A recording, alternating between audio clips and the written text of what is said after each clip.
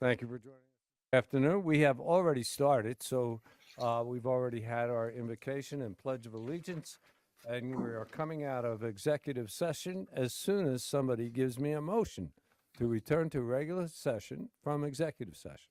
Mr. Mayor, I make a motion, we return to regular session, leaving executive session. We have a motion. Do we have a second? Second. We have a motion. We have a second. Any comments or questions, council? Seeing none, all in favor, please say aye. Aye. Aye. Okay, we are back in regular session. First up is public comments, and no one has signed up. And we move right into public presentations and the introduction of police officers Corporal Joseph Ginn, Patrolman Ron Smith, and PFC John Matali, and K9 Luna. What's that? Did I mispronounce anybody? Yeah. Okay, that's We want to see Luna. that's a rarity. Well, Okay, that didn't happen. are you the Luna? Not new, Mayor. I've been aggravating you for about 9 years now, I believe, hasn't I? Something like that. Somewhere in that Yes, neighborhood. sir. Seems Well, like 20. Good afternoon, Mayor and Council. It's always a pleasure standing before you, especially when I'm introducing new police officers to the Hardeeville Police Department. First of all, I want to recognize Joey Ginn. Joey Ginn comes with 19 years' experience in law enforcement, and 16 years of that's with the Richmond Police Department. He's been a shift supervisor with them, training officer, corporal. He's pretty well done much of everything in law enforcement. He's coming to me as a community-oriented police officer. He's going to be helping downtown Jerry Brown with all our stuff, especially with the Boys and Girls Club here now in Hardeeville. Also, I want to try to get my neighborhood watch program, try to get that kicked back off and try to get that going. So he comes for you today with a lot of experience. So I'll let him go ahead and finish introducing himself, okay? I did not do that. Okay. Well, next year will be my 20th year in law enforcement. Like Chief says, I've done pretty much everything. I've done the community-oriented stuff, not on the grand scale that I'll be doing here, but I have done it. I have set things up and watched it grow, and that brings me great pleasure. Chief mentioned the Boys and Girls Club. I have volunteered for over 10 years with the Jasper County Boys and Girls Club, and I've done a lot of things with them. To include being on the committee, I also help with fundraisers and do a lot of things with the children in the clubs, and look forward to doing that here as well. Great. Welcome. How many of that 20 years have I known you? Probably 12, 10, 12. Probably more than Yeah, that. Close to 20. yeah, most of it. I just love it. Good guy, Mayor. I can vouch for him. Had a lot of dealings with him. Well, that comes with a high endorsement, and you're one of the 360,000 people that Mr. Carroll knows in South Carolina. And I'm probably underestimating that. Is he your parole officer? Chief, All right, Mayor, again, I'm going to introduce you to John Matali. John Matali has 13 years' experience in law enforcement. He comes by way of Pennsylvania. We won't never hold that against him, I promise you. He's a canine handler. He always, he's got a degree in behavioral science and development science having to do with canines. He's also an instructor with American Society of Canine as trainer. So I'll let him introduce. He did not bring the dog. He'll get cited for that later. But We have the chief instead. How y'all doing today? good. Welcome. Thank you. Well, like you said, I'm big on dogs. Dogs are my passion. I own my own business with training and selling police dogs all over the world. And, I feel honored to come here with my own police dog and assist Hardeeville with Odin and Bali under keeping the citizens safe here. So I appreciate the opportunity to come work with y'all. You've worked with dogs around the world. Are you in the Yes, sir. military? I own my own business too. Oh, you own your own, Yes, sir. own business? What part of Pennsylvania? Pittsburgh. Oh, well. I mean, it's better than At least, Philadelphia, right? at least it's Pennsylvania. Okay. Great. you. Council, anyone? No, welcome. Welcome. Welcome to you.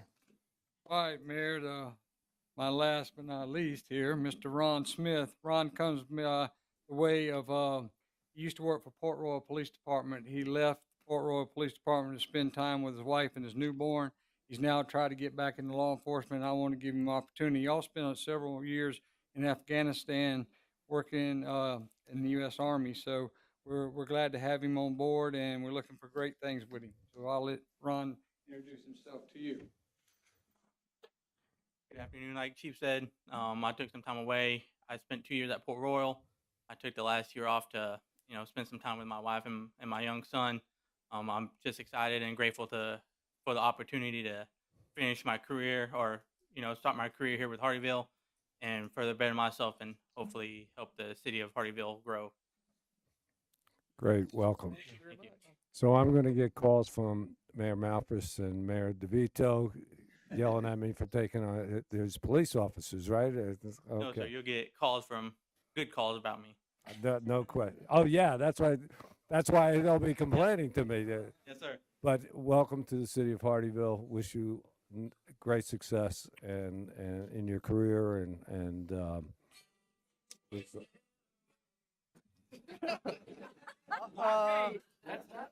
Port Royal.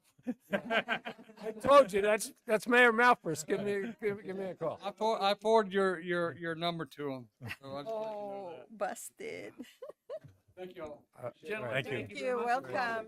Good to see you, Joey. Great to have you guys on board. I would have been happy. I usually have that turned off. He's got 2 dogs. Okay, next we have the presentation and approval of minutes from the March 2nd, 2023 regular city council meeting. Do I have a motion to approve, disapprove, or make any changes to the minutes of March 2nd? May I make a, make a motion that we approve the minutes from the March 2nd, 2023 council meeting? We have a motion. Do we have a second? Chokes me up. Yes, I do. Second. We have a motion. We have a second. Any further comments or questions by council? Seeing none, all in favor, please say aye. Aye. Minutes are approved. Are we ready to move on, Lauren Hardy? You're right. We'll get that show going. Okay, we are in the second reading of an ordinance to adopt a master plan submittal for a tract of land consisting of approximately 159.5 acres, known generally as Jubilee Charter School Parcel 06600011016, located off East Argent Parkway, and to amend the official zoning map of the city of Hardeeville to indicate that portion subject to the master plan. This is second reading of ordinance 2023-2-16A. It is the second reading and final reading. If passed tonight, it will become law. So, Mr. Zimbor, take her away. Yes, sir. Thank you. So I think the council's aware we did have a detailed workshop after the applicant went through the planning commission process. And then we did have obviously a first reading with several changes and discussions about improving the overall master plan. We recommend adoption at second reading. The council did approve the first reading. We are here for second reading. We recommend adoption of the second reading.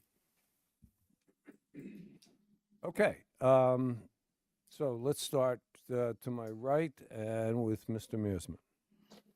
I have no questions, Mr. Mayor. Mrs. Guzman. I have a few. I went back and I watched the video from the meeting with the planning commission, and a couple of things jumped off of that. Area A, since Area A is a temporary site for temporary buildings, we are granting temporary approval. Is that correct? For Area A? Any uses that change or proposed to be changed from this master plan, yes, that is correct. You're granting approval for a temporary school in that location. Okay.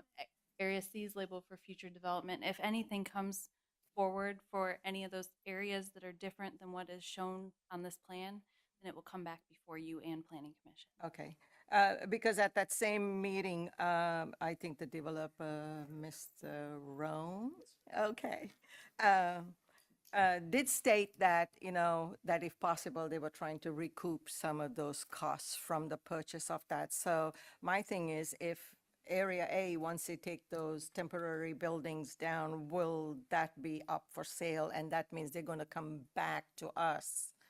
It would For be a master approval. plan revision, yeah. Okay, okay, all right. That's it. Okay, Mr. White. One of the things I noticed, Katie, from the planning commission was there were three issues that needed to be followed up on.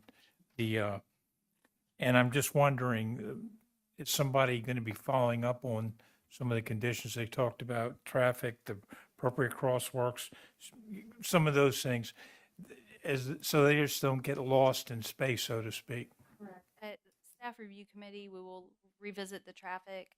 We will also look at the placement of those crosswalks at the time when we review those intersection changes.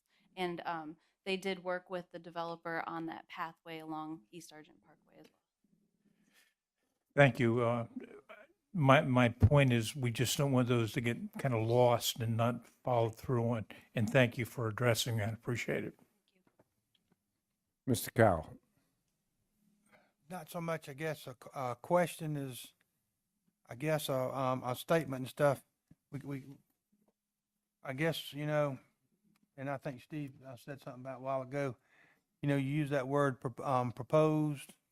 We say this is going to happen, this is going to happen if the DOT, and I know that you can't sit here and tell me, yes, this is going to happen, whatever, because we got to work with the DOT, and DOT may accept it and may modify it. And I guess probably that's the thing that scares all of us up here is, we see this proposal and everybody's proposing it in good faith, and then all of a sudden the highway department comes back and says, nope, you can't have that. You need this that you didn't think about. And I guess like it's not just a question, but it's a concern that all of us have about this traffic situation. It's just,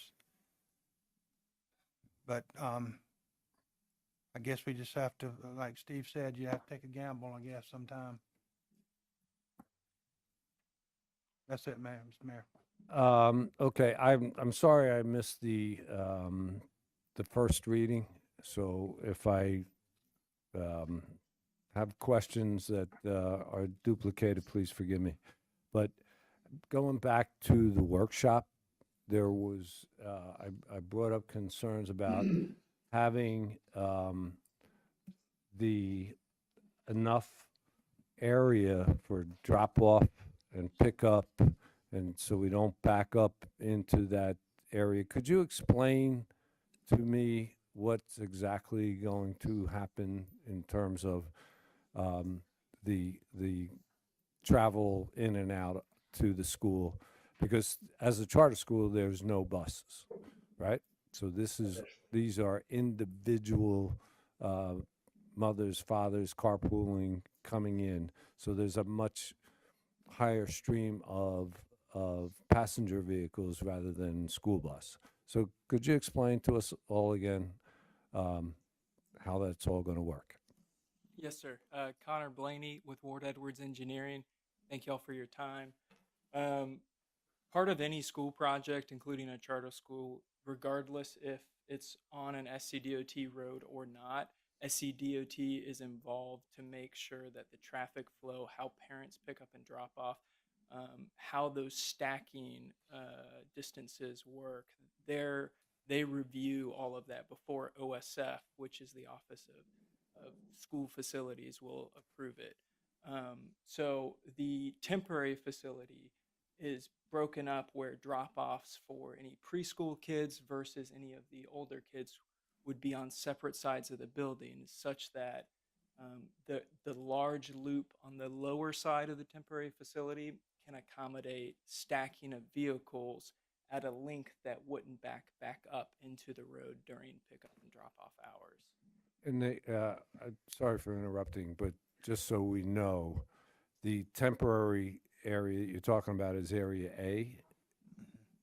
Yes, the yellow. Okay, so now where exactly do they, for that temporary time period, where exactly does that all happen? Because I see roads in the area B, but I don't see the roads in area A. I mean, I see the interior roads there, but I'm concerned about how the traffic's going to flow in and out. Okay. So the bottom portion, it's a one-way through the loop in the direction that I'm pointing the pointer, such that if drop-off is here, it can stack along this distance of that curved road, and the width of it, since it's one directional, is wide enough to accommodate double stacking to double the amount of vehicles. On the top portion, it doesn't need to be as long because most of those students are so young that the parents park and walk them over across the street to the facility. So what we've done there is we have double stacked parking here with enough room such that it can accommodate more than enough for all those parents to be able to park and walk those students in a dedicated crosswalk to the door. SCDOT, we've been in communication on both the temporary and permanent campuses. They have reviewed the temporary to the point that we actually got their approval last week. I'm happy to share that concurrence letter with you, and we're working through it for the permanent campus. So East Argent Parkway is down by, what is it, number 10? Yes. That's east. So now going up perpendicular to that, we start going up to area B. Is there going to be access to from another road there? As you go up, this is teed up such that if future development were to occur, another master plan could come forth and potentially have a connection here. But at this time, all that's being proposed is just the roads to the school. So there's, on the right side of the property, there's no future roadways being proposed there. So there used to be a road that came through right here, Jasper Station Road. That's Jasper's, yes, I'm That- familiar with that. That has been relocated to this direction, Right. and we are proposing an additional access to that. That's where I was headed. So that's the dotted line is the old Jasper Station Road, and the line starts up, what's it, 19 up there, up top, and that will come off Jasper Station Road and then can go past Hearthstone Lakes and then come up through there. Do I have my geography correct? I believe so. You believe so? Yes, sir. Katie, could you put a little stronger definition to that? So you are, right here is the retreat. Right. R. Horton. This is East Argent Parkway. Right, This goes back down to 170 here. This is the Hunt Club. right. Down this way is down where Hearthstone and Cobblestone and all that are. Okay, so I'm flipped. Yeah, it'll go through Hunt Club down to It'll go through, so where does that perpendicular road that he just talked about, where being- does that come out at, up there? up here. That leads into like the Oakady Club and eventually up near I-95 up in Ridgeland. Goes all the way to Switzerland. Switzerland. Up towards Switzerland? It's not improved the entire way at this time, but it is getting aligned to the point where if there was future development. But Okay, the part in the city will connect through Hunt Club and back down. okay. So let me just go to my last question.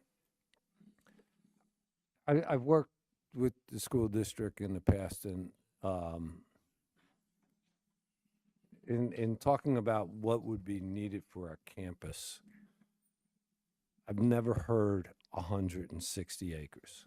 Seems like a tremendous amount of acreage. And I have heard that, well, maybe this will be converted into something else. is this whole 160 acres intended for this school, or is there some other plan in mind that I'm not aware of? We have the luxury of the developer purchasing 160 acres such that there's more allocated space outside recreational for the schools. But Area A and Area B are the only areas dedicated for the charter school at this time, in which anything in Area C would have to come back through another master plan when proposed, but at this time it's not proposed to be developed. So if it's not proposed to be developed, I mean, if I buy a house, I'm only going to buy a house that's big enough for my needs. It sounds like I'm a little confused. Why would you buy 160 acres if you're only going to use whatever amount of acres A and how many acres is A and B? There seems to be a few chapters out of this book that I'm not reading, and I'm asking you if you could Try to clarify as best try I to can again, clarify, Matt please. Rowe. Thank you all for having us again. THC family that I work for purchased this land because it had the utilities, it had limited wetlands. They actually have a foundation that focuses on wetlands as well, and the location centralized for where the charter schools needs were most, from the state's point of view, most needed coming in the future. It happened to be a 150-acre site instead of what they would typically buy, which would be a 20 to 40-acre site. Which is what I've heard about what They the went school ahead would and need. bought it anyway because they were in a position to do so. They're only intending to develop 20 to 40 acres, or what you see in Area A and B for the school. They're 100% focused on doing what they need to over the next few years for the school. Once they're done and have that platform and what they want in place, they do, when they purchased the property, my understanding is it came with about 500 units of development. They are not divesting themselves of those 500 units. They want to reserve the right to come back, most likely with a third-party developer, and have that proposed development move forward sometime in the future. But it is solely owned at the moment for the purpose and intention of of their school system, excuse me, in these two parcels. They have no plans, no intentions, they're not master developers. That's why I'm here to try to help facilitate and get some of these things done along with Connor. So if there was more to share, if they had a plan, but what we are directed is this land needs to be used in its entirety to best service the school. Once we're done with that, then we will look at the future of either teaming up with a third party, selling it off to a third party, or developing it in the future ourselves. Does that make any more sense? Well, not 100%, but because again, and it has nothing to do with the development, other than the fact that I don't understand, if you need 40 acres for a school, why buy 160? If you're going to sell it off for something else later, why not just So they buy the spent 40 you need? They spent 2 years, better part of 2 years, searching for the perfect site. The market's been extremely hot, especially here in the city of Hardeeville. And we have the good fortune of being in a position with our organization that if this was the right parcel, they were going to buy the right parcel, and they will figure out the rest later. I mean, it's truly to that extent. And the reason we can't speak to it is they may very well team up with another organization and put a conservation easement on the whole thing. They don't want to divest themselves or commit to that at this point, but they don't know what they're going to do with it. And they don't, they're what we are directed is we're solely focusing on the school. The school is going to go in a 20 or 40 acre parcel because it was the right parcel, right location, right wetlands, right utilities. And once we are done with that and have everything we need for that school, then we'll figure out the rest later. Okay, one more question.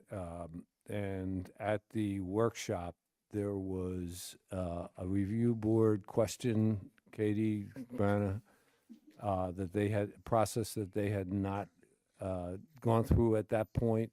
Has that been completed? That has been completed. That is separate from city review, and we Right. weren't actually able to hold to that process, but I have confirmed that it has been completed. And That they're able part's to move been forward. completed. Okay. Thank you. Okay, At this time, I'd like to open it up to the public. Anyone from the public have any comments or questions regarding this charter school development? Please come forward at this time. Mr. Mayor, I do have one more question if I may. Let me close to the public before I open it back up. Last call for the public. All right. So at this point, the proper way we will proceed is I'll call for a motion, a second, and then bring it back out to the council for any further comments and questions. So at this time, I'd like a motion to approve, disapprove, or make any changes to ordinance 2023-2-16A. Mr. Mayor, I make a motion that we approve second reading ordinance 2023-2-16A. We have a motion. Do we have a second? Second. Okay, now at this time, I'm going to open it up to the public or to council. Any further comments or questions? Mr. Mearsman?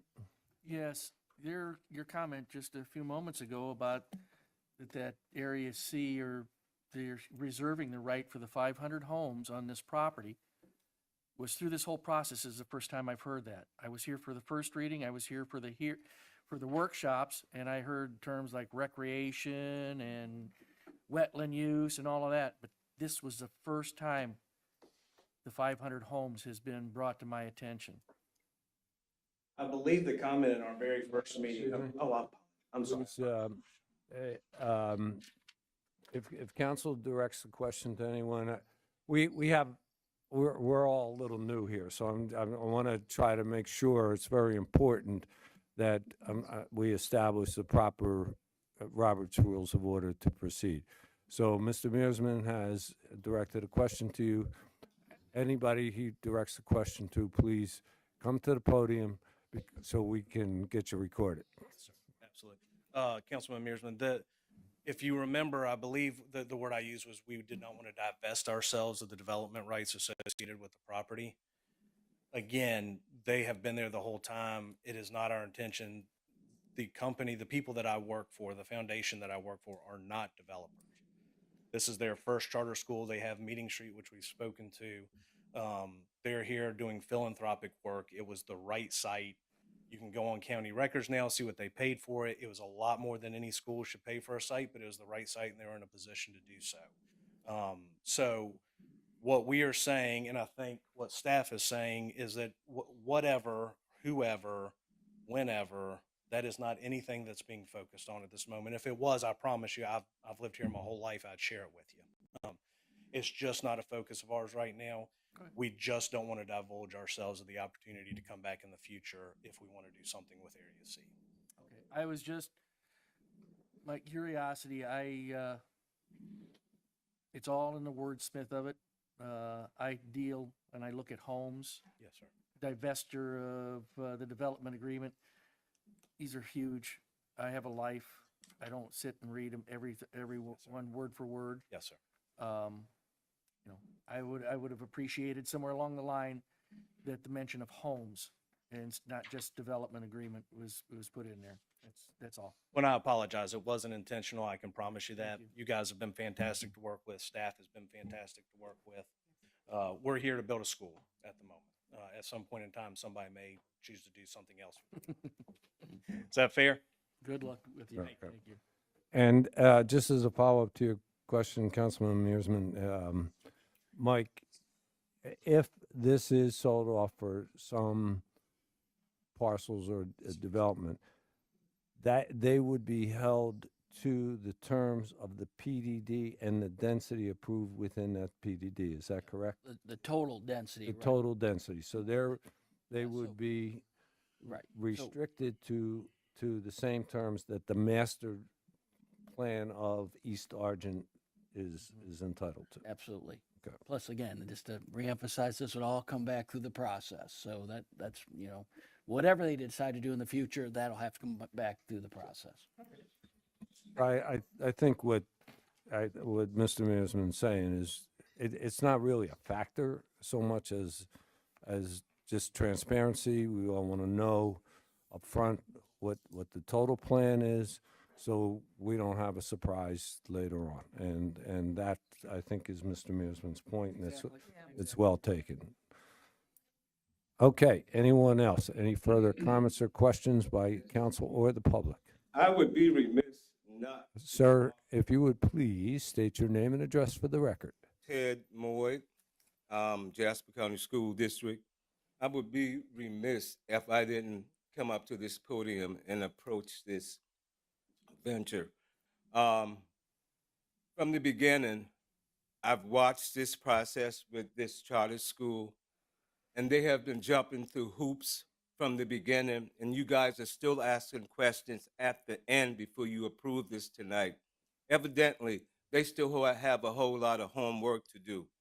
While the Jasper County School District is already established, that has nothing to do with that. But if they're going to come in and teach the children in Jasper County and the surrounding counties, they need to have their act together before they get here and not keep jumping through these last-minute hoops, because if they start jumping now, it's going to be in the end. They're going to be kangaroos in the end, and they're going to continue to jump.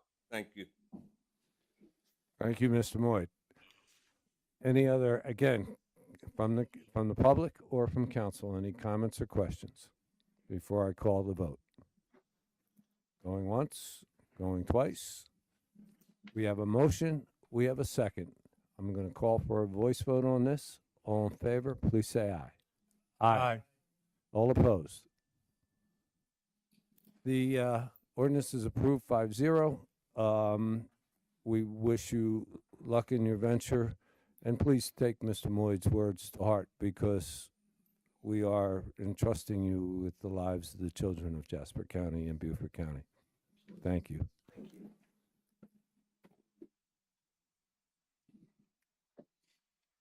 Next, we have the second reading of an ordinance to adopt a master plan submittal for a tract of land consisting of approximately 30 acres, known generally as Argent 2, Parcel F, Commercial, parcels 080-00-03, -116, and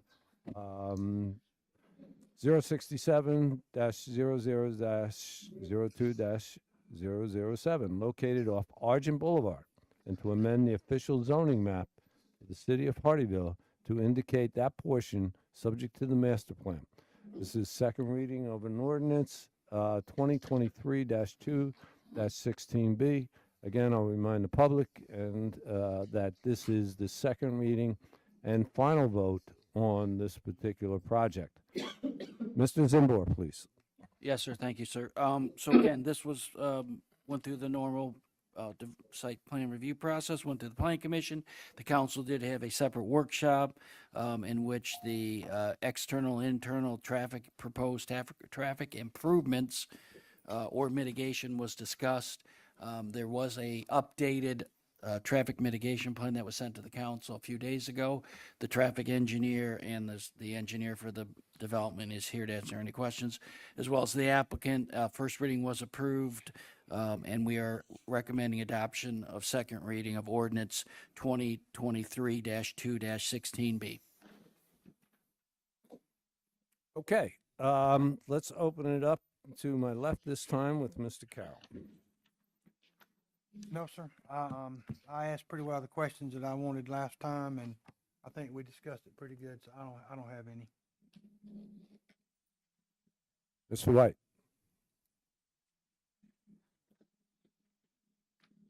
I don't have any questions.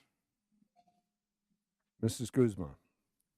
Actually, I do have a few questions, only because I happen to be behind a 18-wheeler dump truck on Shortcut, taking a right onto Argent, headed towards 170.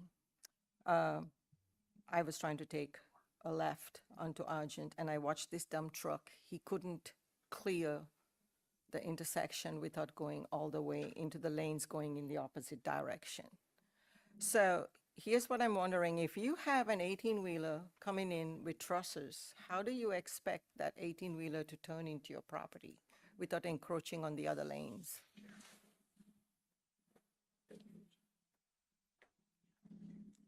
Good evening. My name is Trip West with Cypress Engineering, civil engineer for the project. We also have Dylan Turner and McKinley Horn did the traffic study, but I'll take a crack at answering your question.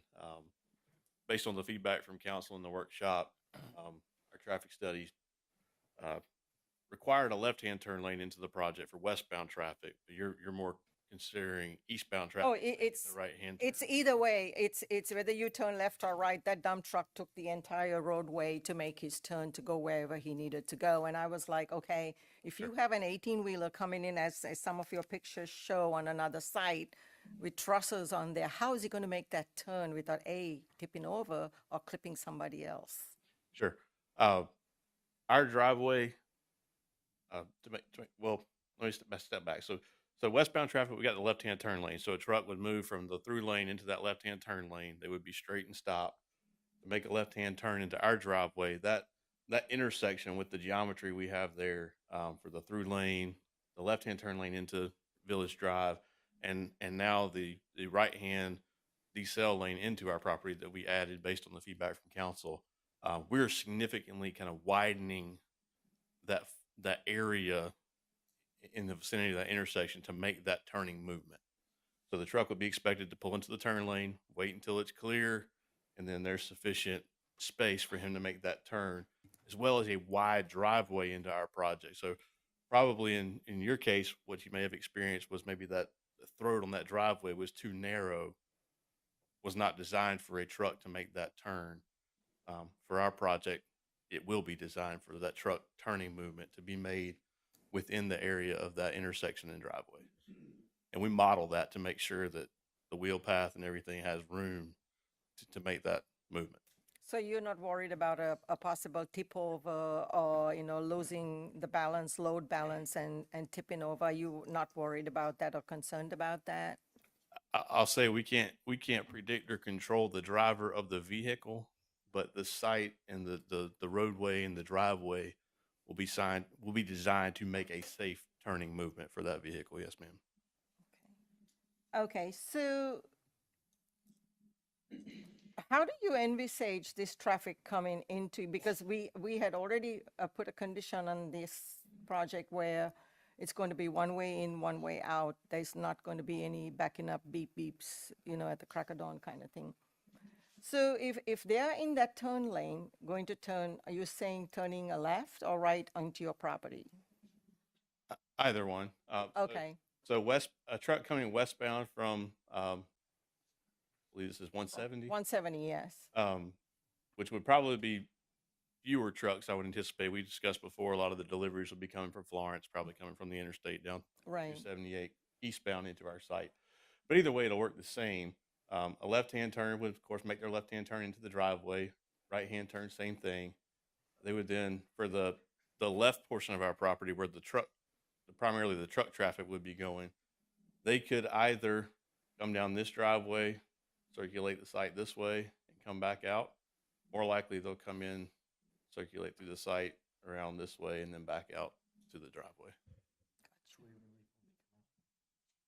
So they will be depending on which way they're coming, I guess. When they come out, I guess if I was asking, when they come out, will the traffic be headed back towards 278 or to 170? Or to 170. They would have the option to do either with this plan. It's a full movement, so depending on where they're headed, they could go either way. But they would enter the site, circulate, come back out the driveway, make a left-hand turn, make a right-hand turn. Okay, so let's say, for example, they're coming off of 170, okay? And they're in that left-bound, and they're in that turn lane on the left-hand side, okay? Now you have traffic on the opposite side that's trying to turn into the apartment complex. Correct. That's a blind spot, left and left. Each one's not going to be able to see the traffic coming in the opposite direction. To me, that's like a really bad accident waiting to happen. Dylan may be able to speak a little bit more to this from a traffic standpoint, but this is certainly a typical design where you would have opposing left-hand turns. There will be space in between where those vehicles stop to allow sight lines on either side. I do understand at times it can be difficult, and in certain situations, if I was in the car and there was a truck blocking my view, I have the choice, right? I'd probably choose to wait till that truck's able to make his turn now my sight distance issue is relieved, and I can see and make a safe turn. So again, that's back to some driver decisions. Right. But certainly we understand. But again, this is a typical intersection design, and it's a full movement intersection. So those turn lanes, the indication for the truck and for the car would be to stop behind that approach, not where you have more the say the two-way left-hand turn lane situation. We have a lot where the median just extends forever, and so you end up with cars very close together trying to be in the same spot. Right. This would, because it's an open intersection, you have the turn lane, you have a clear, this is where this lane starts and stops. Well, we hope that's what's going to happen, but this is Argent Boulevard we're talking about. That's already like a racetrack, and you know, it's like I don't come down Argent Boulevard anymore because I'm afraid for my life. I go all the way around 278 to get back home.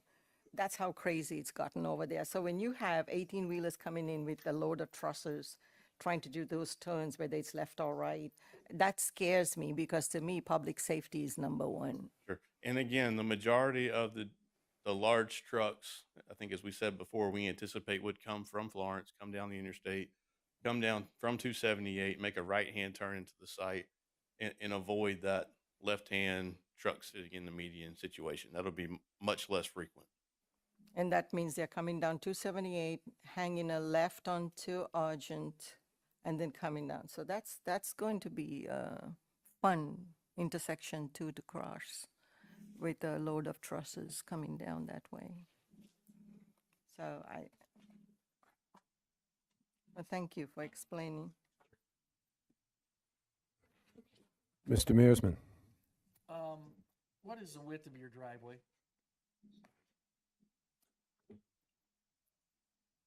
Frankly, we haven't designed it yet.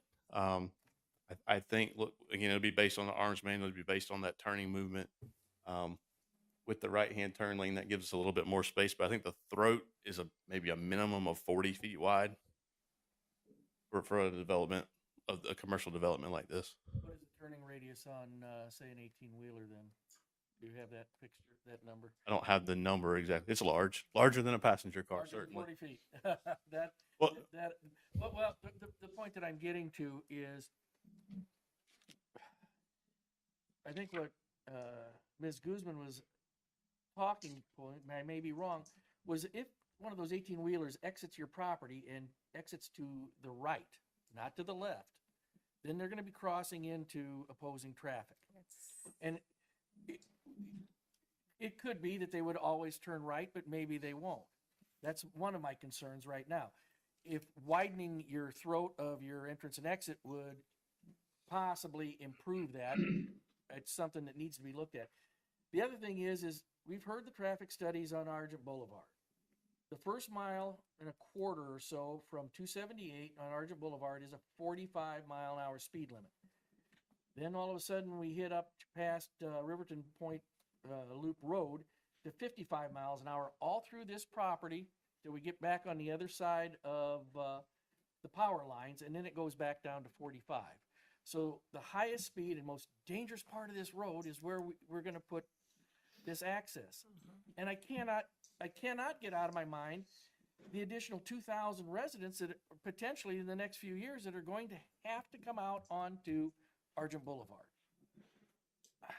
The project with the storage, I like because the access there is mostly going to be cars. But having big trucks in and out of that location, I don't like. That's my opinion. Let me just comment on the go ahead. Someone else. Let me, let's stay in order so we don't, let's stay in order. Steve has the podium. I'm done. You're done? Okay, so before I start, I'm going to turn it back to Mr. White. I just wanted to comment, the traffic study I read by Kimberly Horn talked about the 45 and 55 and actually came to the conclusion that it was more dangerous to go back to 45 as opposed to keeping it at 55 with a lot of analysis and data. You've seen that report, I assume. Your comment to that conclusion they came to, you agree with it, or you think, Yes, I mean, I've read the report. It's just, we typically, as a civil engineer, hire a traffic consultant because that's their expertise and not ours. But I think that it's sound based on practice and what, the guidance that we have to work by. And Dylan can speak more to the results of that if you'd like. If it's okay, I would like to just kind of answer the right-hand turning question. let me just say one thing. It's counterintuitive for the average layperson, but what they had to say made a lot of sense with the figures and the facts and the analysis. And I think one of the things that's happening is some of this information and some of the conclusions is counterintuitive to a lot of folks' experience. And that puts an additional burden for explanation on you all to make sure people get that, because it is counterintuitive in lots of instances. Certainly. Dylan can speak more to this as well. Real quick on the right-hand turn, DOT will check our encroachment on that turn lane. Okay. We will widen out the radius on our side to allow that truck to turn on pavement without having to do that larger turn. So that's a pretty simple thing. And again, Dylan can expand on this more, but to your point, it is counterintuitive, and that's one thing we actually discussed this morning is based on the location of our site, just being in the center of that straight section in the middle, and because there's not a large volume of traffic making turns and stops and everything in that location, that speed limit is higher than other portions of the road where there's more of those conflicts.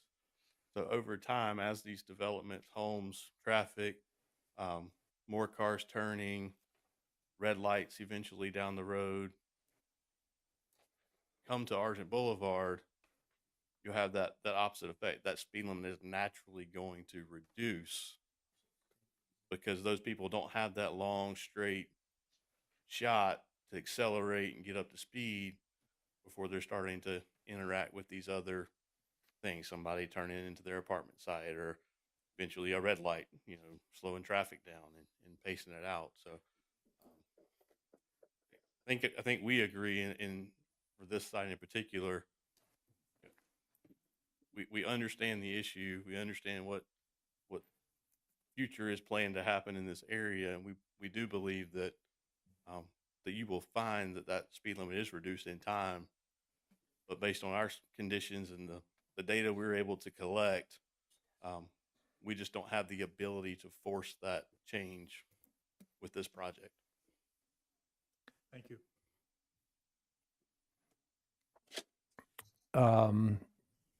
I'm sorry I missed the first reading, but so I'm going to go back to my concerns at the workshop. Just as an overview, I have absolutely no objection to this project, none. But as somebody else said up here, our first concern is public safety. And just looking at your report here, Argent Boulevard in 1 year last year had 23 crashes. Okay? Now there are 23 crashes, and we don't have this project on there. JCF, how many homes we put in JCF on at Shortcut Road? 600? 263. We'll eventually have all or part of 1,500 homes from Sun City going on there that are not built yet, that will be, as well as the cottages on the corner by Riverton Point. And was it Mungie homes that are being done there? How many are there? But there's 9,500 homes going to be off East Argent Parkway. A lot of them going into Argent Boulevard. And in 1 year, without all those thousands of homes, we had 23 crashes. And I was listening to somebody at the last, I was watching the meeting. Somebody said, well, they were only vehicle damages, no one died. Wow, is that something to be proud of? I mean, that to me is not a justification. Just because nobody died, it doesn't mean that, oh, we don't have to worry about crashes. And so just as a backdrop, I just want to say to everybody, the concern has nothing to do with this project. It's about making the ingress and egress as safe as possible, not only for what's there now and this project, but for all those future homes I just laid out. Okay? And I understand, putting the lights in. But those lights are not guaranteed. Even the one at Sun City, it depends on the warrants and the anticipation of warrants and the anticipation that there will be enough traffic that goes there. Riverton Point, they're clamoring for a light. Shortcut Road, there's already one approved. I mean, how many lights are you going to put in what's it? Argent Boulevard's 2-3 miles. I mean, so we have to build in safety here. So my first question is, why would we allow a left-hand turn into a project off Argent Boulevard when we don't allow it onto Dreamscape going into a residential area? It seems to me that what's good for the goose is good for the gander, so to speak. Why is it allowed in one spot? Why should we allow it in one spot where we didn't allow it in the other? Can somebody explain that to me? Hey, Mayor Dylan Turner with Kimley Horn.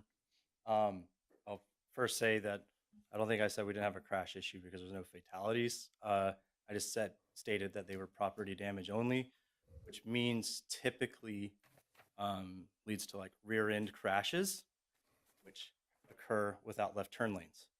So what happens is, you have a car turning left, stopping the through lane, and people aren't paying attention in the back of another car. That's the rear end issue. So Dreamscape, I would argue, needs a left turn lane. A lot of the developments on Argent need turn lanes, need these deceleration lanes. These decel lanes are not capacity related. They're safety related. They're safety warrants given to us by DOT. So when we did our traffic study, we found that the left turn lane was warranted and needed because of the large opposing through volume coming the opposite direction and our number of left turns. So that's why we have the left turn lane. It is a safety warrant. I don't argue the left turn lane. What my question is, when we approved, and Matt was here, and we had a big, at first, if you recall, there was going to be no Dreamscape Drive. We asked for it because of public safety and also so our fire and rescue didn't get access to the back of that development. But for whatever reason, I don't recall, we did not allow a left-hand turn into Dreamscape Drive. That is planned to be a right in and right out. So my question is this: why would we allow a left-hand turn into here with big trucks when we didn't allow it into Dreamscape Drive? If my understanding, I have to look at Dreamscape. Does Dreamscape connect to another point in the neighborhood that does have interconnection? Well, there's another entrance down the road that does have a left-hand turn at William Jasper, and they're putting left-hand turn lanes. But we, for a specific reason, which I don't recall, see, Matt's still injured from that time. We did not allow, what was approved was a right in, right out only at Dreamscape. Now, we're asking for a left-hand turn into this development.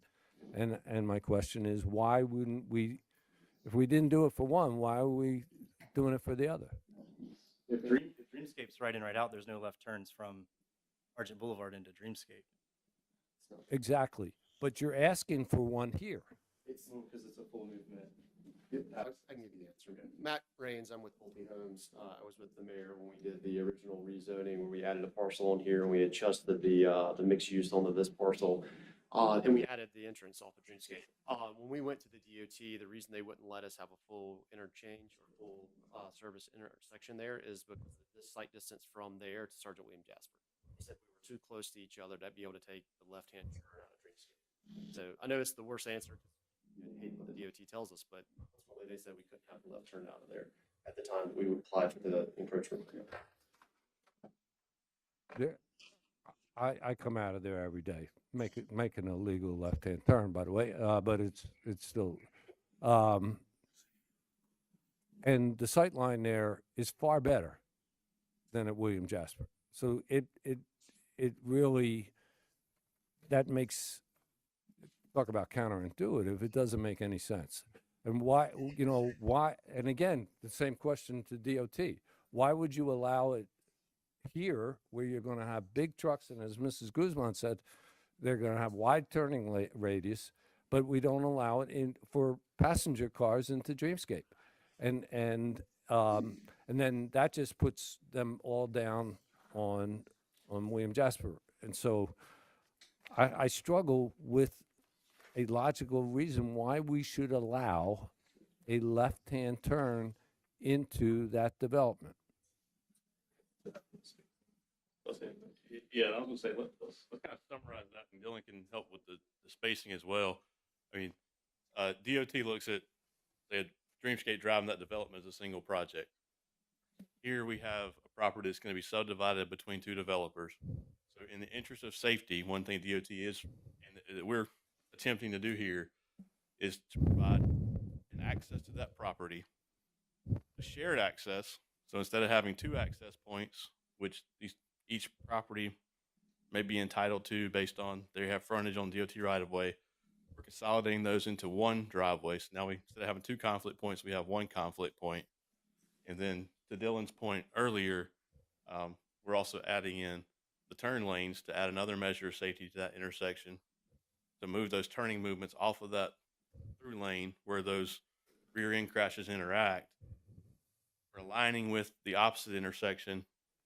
All of these things are pieced together, are things that add to the safety of this intersection and this property that could be far worse if we didn't do some of the measures that we're taking here. Okay, so let's go back to that safety of that intersection. That's a T-cut directly across from Aberley Chase Apartments, where there, I think I was told 500, 600 apartments, whatever. It's in that neighborhood. Now, there were no crashes if I had the chief's report last year, but prior to last year, there were a number of crashes at that Village Park Road. And again, before anything else is added, before all those homes I just mentioned are added, you already have an intersection with crash data. Now, so I'm struggling with this. I just want the public to be safe. So I go and I sit with the planning department and I try to understand it. So I want to be reasonable. I don't want to, ask for something that's not reasonable. And I'm very concerned because I deal with it on 170 all the time. When you have those facing left-hand turns. Now you have passenger cars going into those 500 apartments in a left-hand turn lane. Now you're going to put facing that a left-hand turn lane with these big trucks, whether they be pickups, big trucks with trusses. So, and I'm going over that, and the lady said, "Oh yeah, they're suicide lanes." That's what they're called, and I deal with this all the time as a driver. If you go at 170 and you make a left-hand turn at N Mark or the one after that, and you have that same situation with cars going 60 miles an hour as they do on Argent, and you do not have visibility, you start peeking out. And there's a lot of cars. I'm looking at this report, something like 13,000 cars a day. And again, We don't even have all the homes built yet. That seems to me creating a dangerous intersection, one that is not necessary in my estimation. That a right in, right out, just like Green Space, would service you and make that intersection safer. I do not understand why we need big trucks and put a left-hand suicide lane on a road that already has a very high incident of crashes per year. I'm struggling with it. Right. So whenever this will go through designing for an encroachment permitting through DOT, it'll have to be to DOT standards for this left turn lane. And the suicide lane, in our technical terms, is a two-way left turn lane. That's not what this is. So a two-way left turn lane, you can kind of travel down, and you have multiple driveways along that you risk yourself for head-on collisions as you travel, conflicting lefts. I'm sorry about that. That's not what this is. This is just two left turns. And so the sight distance and all that of what you're talking about earlier about the trucks being blocked and stuff, DOT is going to have to confirm that the sight distance, whenever the plans are done for this, will have to be met. So this isn't the suicide lane, two-way left turn lane. These are just two lefts. But aren't the entrances, as I understand this, and that's why I asked the ladies to make sure I understood this, the two entrances are directly across from each other because DOT wants T intersections. Am I right on that? So if they're directly, the entrances are directly across from each other, and you have left-hand turn lanes into both, then they, by virtue of what you're describing, they have to be facing each other. Do they not? They could. There's also an offset option that could take that out. Okay, so let's follow that up, because again, I want to say yes. I want to go home and eat. But this is so. I'm not just trying to make your life miserable. I get it. What is the lane width on Argent Boulevard today? It was like there were a few. I took a few measurements. Like 11. There at that part. Yeah, it took actually along several points along Argent. So mostly 11.5, 12-foot lanes. They're 11.5 to 12 feet. So there's two lanes, one west, one east, 11.5. What is the turning lane going to be? Should be a 12-foot turning lane. Should be a 12-foot turning lane. When we design it, regardless of what it is today along our frontage, as we make these improvements, those lanes will have to be 12 feet. They'll have to be 12. And then you're going to have a decel lane going west to east into the project. Yeah, a right-hand turn. decel and a left turn decel into the site. And the left-hand turn lane has a decel. And do you have, it's less important, but do you have an acceleration lane making a right out of there? No. And how about, is there a left-hand turn coming out of there to go west? So the drive, it can, I'll have to look at the traffic study to see what we actually recommended. But as they go forward with the actual driveway design, is getting those radiuses correct for the trucks. That's something that they could do as well with that side egress. Let me see what I had in the TIA. I think it's 1 in, 2 out. Yeah, I had recommended 2 lanes out of this one. So a right and a left. So you have, for this truck entrance, we're allowing 4-way access. I'm not sure. Right in, right out, left in, left out. Yes. Yes. So it's full movement. Yes, sir. Full movement. Yep. In the DOT arms manual, the very first page is talked about avoid jog driveways. So we don't want to relocate our driveway that would not align with Village Drive.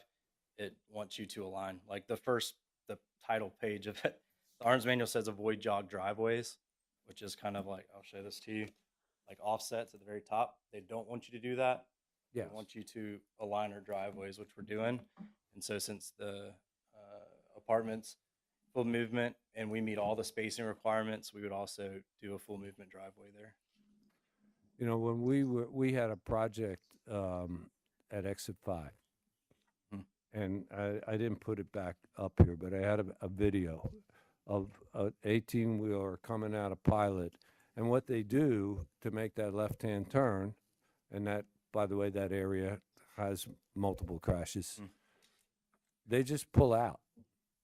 I was there today. I saw that. You saw it, okay? Because they're bigger than everybody else. You stop for me, Mhm. okay? And I envision that left-hand turn going to westbound being the same thing.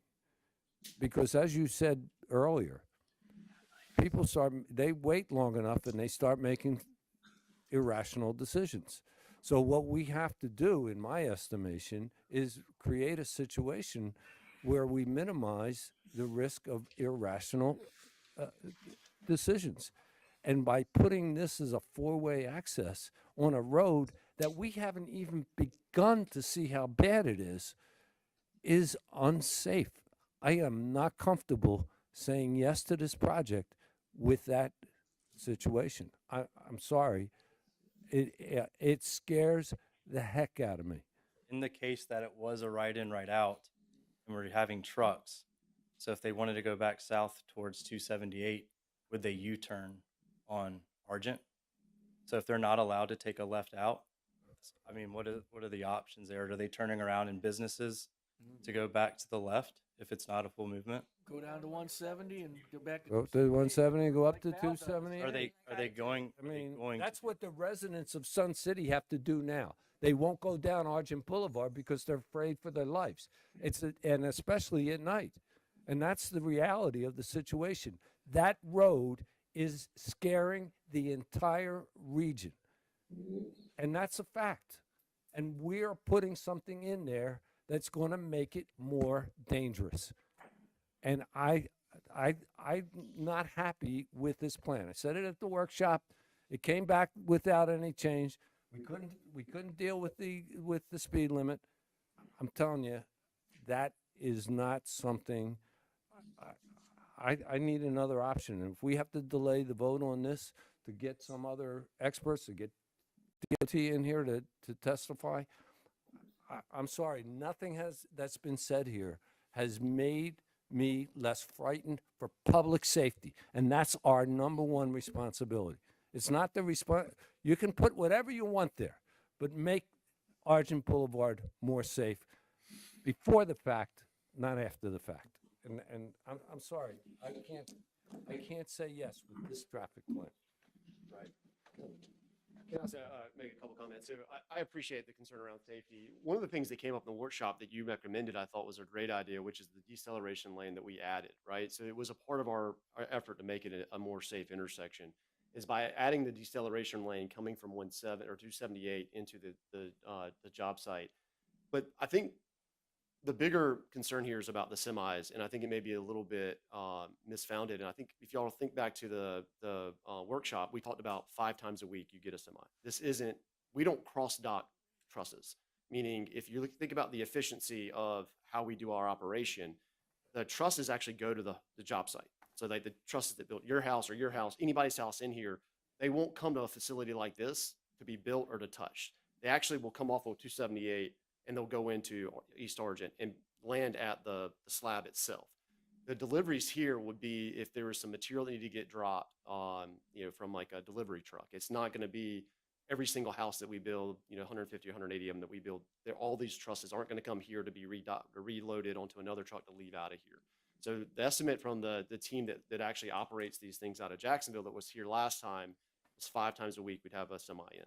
Now, he's not here today, he's on vacation, but that was the feedback he gave. If y'all go back and look at the video, that was the thing. It's like, yeah, I hear you. It is definitely a concern, but it's not 5 times an hour. It's not 5 times a day. His estimate was 5 times a week. And so my thought on it is yes, I agree with you that we need to make sure it's safe. We need to make sure it's safe for everybody. We try to go down the path of a speed analysis. And again, this is going to be counterintuitive, but the results are you need more traffic before we can actually get the speed reduced. And the reason for that is he mentioned a little bit of the concern with the speed at which they're already traveling today. But in order for the DOT to sign off on that, the 85th percentile of all traffic on there has to be within a certain speed. And when you don't have enough traffic, people are going 55 miles per hour. They got these straight shots. But when you add in the additional stops, whether it's our commercial project or other commercial projects, or if you look at other residential or apartments, that additional traffic, as counterintuitive as it is, that's what we need in order to reduce the speed on this road to make it safer. I know that doesn't feel good, but that is ultimately what is going to make it feel safer, is when all the trucks have to slow down, and we need additional traffic units in order to generate that velocity slowing down to be able to warrant the DOT to change that speed limit. So I know that that's hard to hear. Like I heard it the first time. I was like, say that again. Like, explain that to me again. I want to make sure I completely grasp it. But they basically do their analysis on an 85 percentile of existing traffic conditions. And they say, once your 85 percentile is at this speed, then you can drop it down. And we're like 4 miles per hour too fast. So we need it 4 or 5? Yeah, it's 5.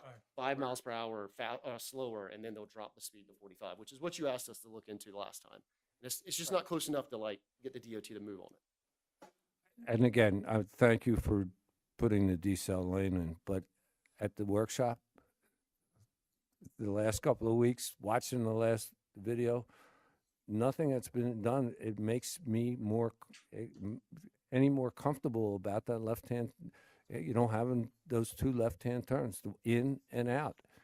And what I had asked staff was, okay, because that's such a dangerous intersection, can we put it somewhere else so that it's not as dangerous? But apparently DOT likes those T intersections, and that's where they want it to go. But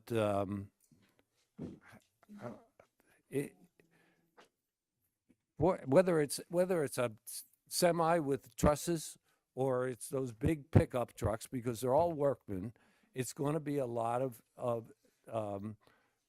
work traffic going into that, and I'm very uncomfortable with 2 left-hand turns in and out there. It just, I'm sorry, it seems unsafe, and we haven't even begun to see the additional traffic on Argent Boulevard. We haven't even got to it yet. Without those turn lanes, whatever was to happen here, you're increasing the risk for more rear ends because you're not taking them out of the traffic flow. So what you've got here is a safer situation than no turn lanes at all. I'm not saying no turn lanes. I'm saying no turn. If there's no turn, there's no rear end. And as you said, rightfully so, you have some of those crashes. Let me see. How many of them were there? There was 11 at this intersection. So whenever we got the fire department report that showed 0 crashes, I followed up with SCDOT, and there were 11 crashes over 5 years at the intersection. But there's crashes throughout Argent Boulevard. Right. And there's no turn lanes. Because there's no turn lanes. Exactly. So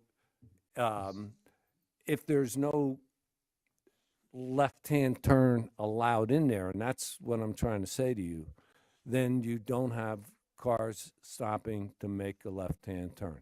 You don't have trucks, you don't have pickups, and that's what I think that this, just as Dreamscape, should be right in, right out only.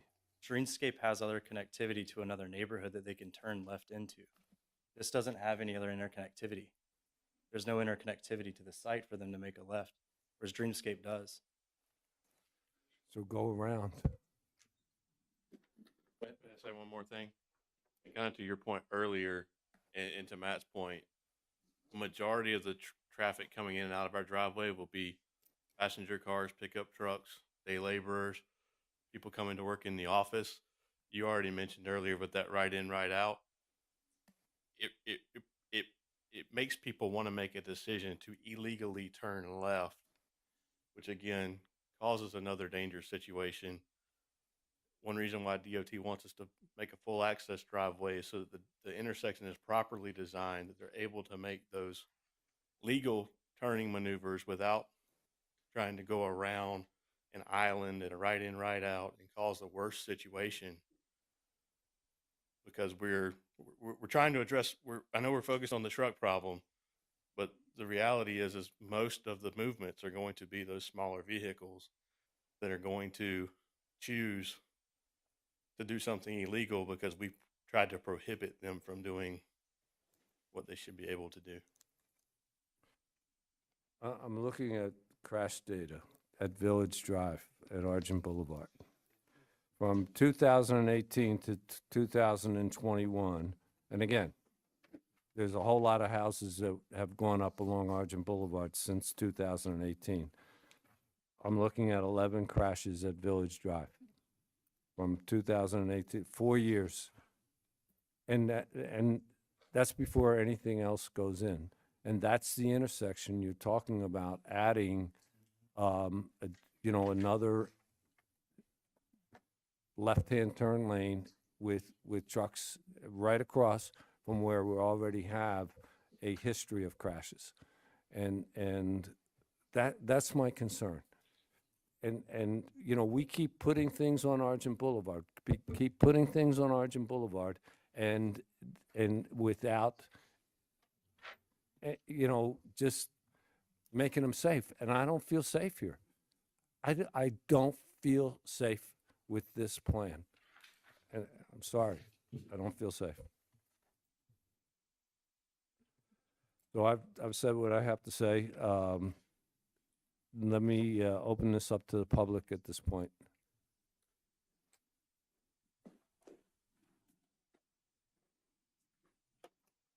Would anyone from the public like to help us out here? Okay, seeing none, I'd like a motion to approve, disapprove, or make any changes to, this is ordinance. Let me get to the right one, excuse me. 2023-2-16B.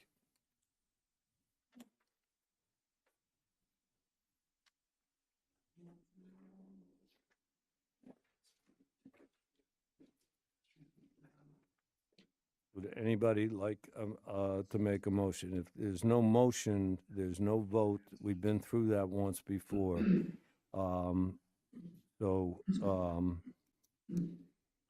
If there is no motion, then it fails. Mayor, Yes.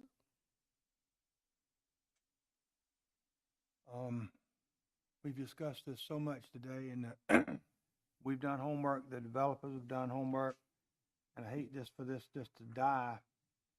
And this is just a suggestion, that maybe you had made a suggestion earlier in your discussion about maybe tabling it and getting somebody maybe from the DOT to help us with this, why they made these choices, because, it's obvious that the DOT, looking at this study, they made these decisions, so why did they make these decisions? And, that's just a suggestion, that we table it.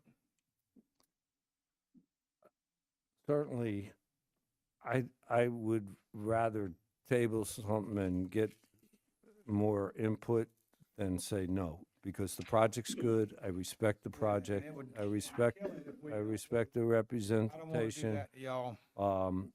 But, I'm torn.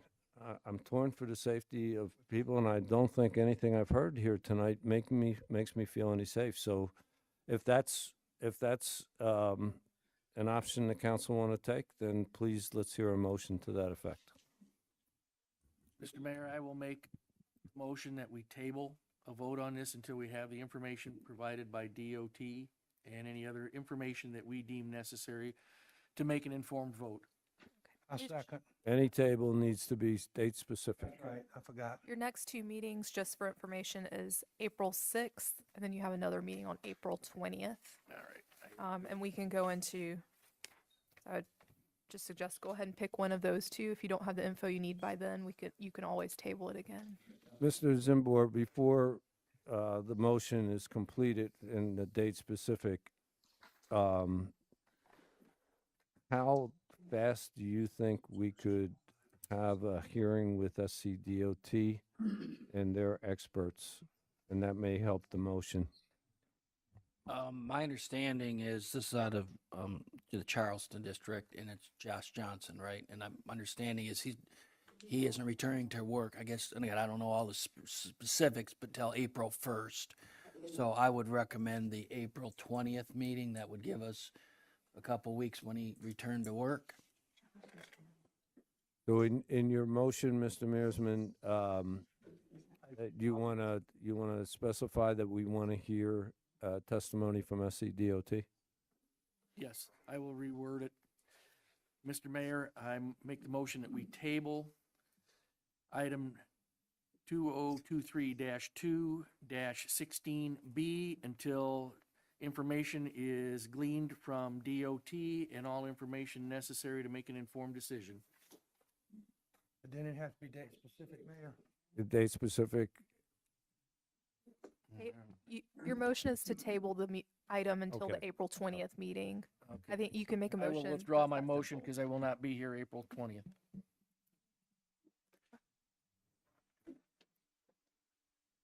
Okay, so there is, can he just withdraw it like that? He or- can. So the next motion, let me recommend that you just make a motion to table, read the item number Okay. to the April 20th meeting. So does anyone want to put a motion forward?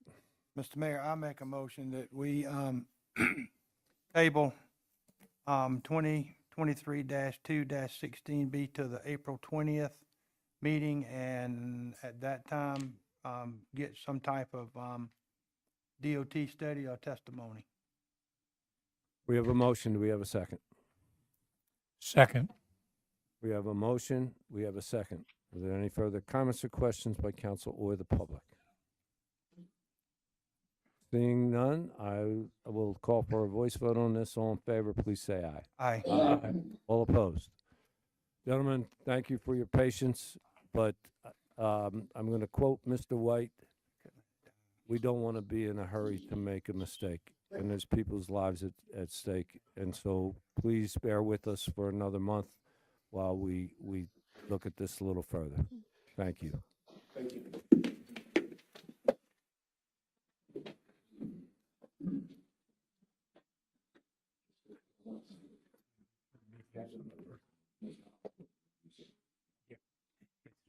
It is what it is. I don't either. Tabling, I think, is the thing to do. Get some time to get some. All right, we have new business, a resolution of the City of Hardeeville, South Carolina City Council authorizing the city manager to hire a general contractor to build an expansion and renovate a portion of the existing police department. Mr. Zimbor, please. Yes, sir. Ms. Jody's going to do a brief presentation on the project and the recommendation. Mr. Boyle's here to answer any questions, and obviously you have our faithful chief that's going to be begging that the council adopt this resolution. Go ahead, Ms. Jody. Is that why he brought 3 new officers in with him tonight? Good evening, Mr. Mayor, Council. I'll try and keep this brief. So, yes, this is not the first time you're hearing of this project, and I tried to put together a summary so that you would understand how we're working through the changes to our existing building. Our very first change, if you see in the blue, there we go. This blue section here represents what's new to the building. So our existing wall stops here. This is going to be an entirely new section. Our vault will be here. What's shown here are the shelving that's going in the vault. That's furniture. It's not part of the build, but it's FF&E. Back here, we have a specific closet built for the vault that will hold narcotics, and it'll have proper ventilation for that. And then this is a garage. The garage is meant for multiple things, obviously, to park some of the cars that get brought in for investigations and fingerprinting, searching, and then it will serve as a multi-purpose to store our ATV, the golf cart, and some of the other larger items that the police department has. In the pink section here, this is the existing building that has renovations that we'd like to perform. So this section right here is currently a garage space, and because we need more space for offices, we're going to make this space here our detective space. This is our existing patrol officers area. It's kind of a pit where we have multiple cubicles for a lot of people, and we're doing some new flooring, some paint, just kind of sprucing this area up. And then here we're going to enlarge our break room, and then this area will become our new deputy chief and captain's office. So we're taking existing space and reallocating. Um, Pictures of what the vault will look like. We're going to have a nice big security door. Again, those large shelving units that they're on rollers are pretty expensive, but necessary to get the height for the storage. And then these dryers, we're ordering 2 of those. Within, well, here's a picture of our existing garage space. So you can see the overflow of evidence, the bicycles, and we're busting at the seams. So this garage space is being taken up by our existing, our need, the overflow. Here is a floor plan that will show you what the space here will look like on the first floor. We have this area dedicated to the detective's office, and then this is a hallway coming from the station. This office will be dedicated to the intake evidence officer. There'll be a pass-through window here. Here's going to be evidence lockers for when the officers come in and they have to deposit evidence, and maybe it's after hours. Couple pictures to show you kind of the before and after.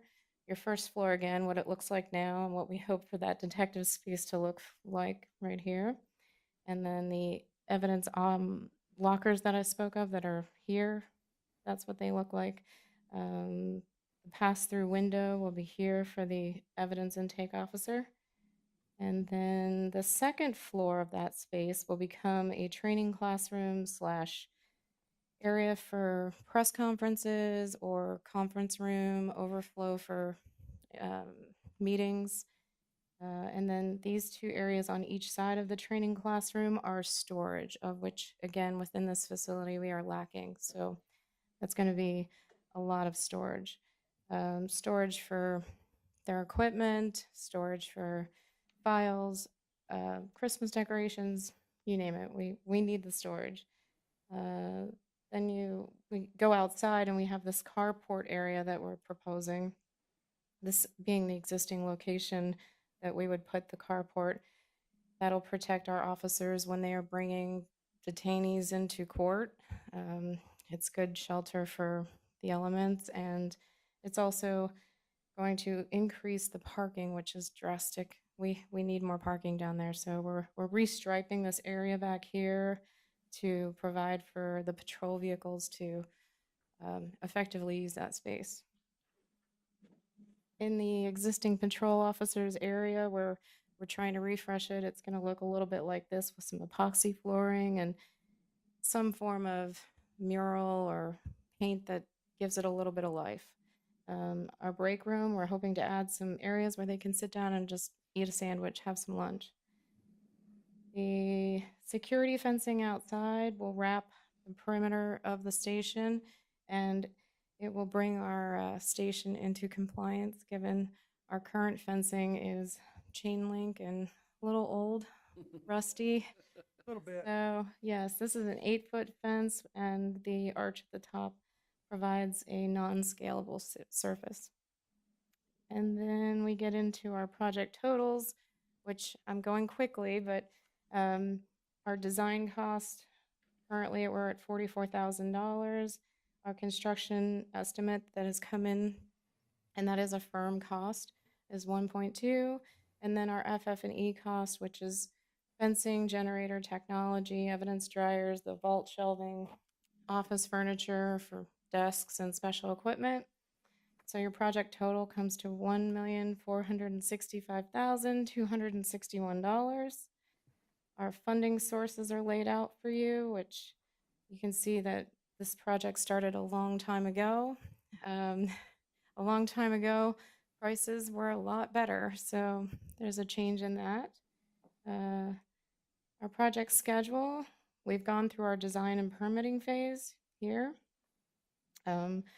We would love to award this contract to a contractor next week, and then the permit is ready. He would have to file for a building permit, which would take just a few weeks, we're doing really good at the city.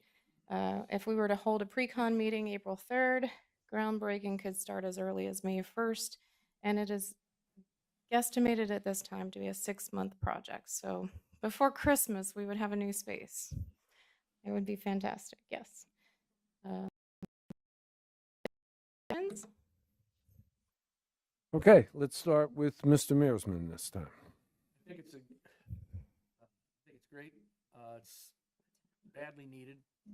For us to move forward in the future, we have to look at the future. This is our future. I think it's a great project, and let's get moving with it. Thank you. Yes. Mrs. Guzman. Hurricane safety, storm safety, how much of a shelter is this going to be for our officers? And, you know, especially if there's a storm and they're working through the storm as they usually do, will this space be safe for them? Yes, great question. One of the big things that we are lacking currently is when we do recall our officers for emergency operations, this classroom would double as an area for us to put sleeping bunks. So, yes. The last few hurricanes, we've all stayed right there at the police department or at the fire headquarters, either one. That's about the highest place in the city is fire headquarters. We're at about the second. So we have spent the night there. We have spent several days there during hurricane season. Hide out in your vault. Yeah. The section that you showed us where the epoxy flooring was going to go, can you please get back there? Okay. Yep. This area here. Yeah, so what's on the side of those walls? What is the composite of the material that's on those walls? The reason I'm asking is because it's the face of Hardeeville Police Department, correct? Will that be the face of the Hardeeville Police Department? Actually, when you no, come in? ma'am. I'm Okay. sorry. That won't be open to the public. That's Okay. for our patrol officers Okay, area. okay. And the patrol officers at this time, the flooring is badly chipped and in need of Okay. being epoxied. Yeah. And to just bring a little color to that space, it would be within, well, I don't have a floor plan showing the patrol officers area here, but if you see this little pink zone here, Okay. that's our existing patrol officers pit, and that's where we would be redoing the flooring and the paint, but nobody from the public gets access to that area. The reason I asked was if that was conducive to maybe a wall of heroes for our HPD. I love that idea. Yeah. That would be something that I would encourage for maybe the lobby space. That's Yes. more visible. We have that hallway space there that we could also put that in Okay. from the secretary's office all the way down to the rec room. Actually, where the I rec room. think they deserve that Yes. honor. Yeah, thank you. I love that idea. Yeah. Mr. White. When I'm looking at this, and I look at the design fees of 44,000, we're pretty much finished with the design phase, correct? That is correct. Very good. My questions for you, Sam, is with your head count projection and what you see you're adding, is this going to be adequate for the next 5 years, the next 10 years? In other words, what are we getting for the investment in terms of how this will accommodate the kind of growth you're going to have is my most important question for you. And I would think this would help you attract people who want to work in that kind of environment as opposed to lesser environments. So this would be a real plus from that side. But what's the shelf life on this, Sam? Well, it's according to how fast Hardeeville grows from here on out. Because the faster Hardeeville grows, that's going to constitute me having more police officers. More police officers and more space I'm going to need. To answer your question, I'm hoping it's going to last me at least 3 years. Okay? 3. As you will see soon, the fire chief and myself, we're asking for a public safety building down the road to accommodate both the police and the fire. I guess I'm going to tell you what that price tag could be. He's leaving. He left. Yeah. But again, it's something that I think that sooner or later the city's gonna have to look into and invest in. I agree. Because we are growing, the police department's growing, the fire department's growing, and sooner or later, we're just gonna have to bite the bullet and say, hey, this has got to happen. And that's gonna constitute about $46 million. That's a Well, 3-story building, and again, that's something down the road that we have to start looking at now, because eventually that's gotta come.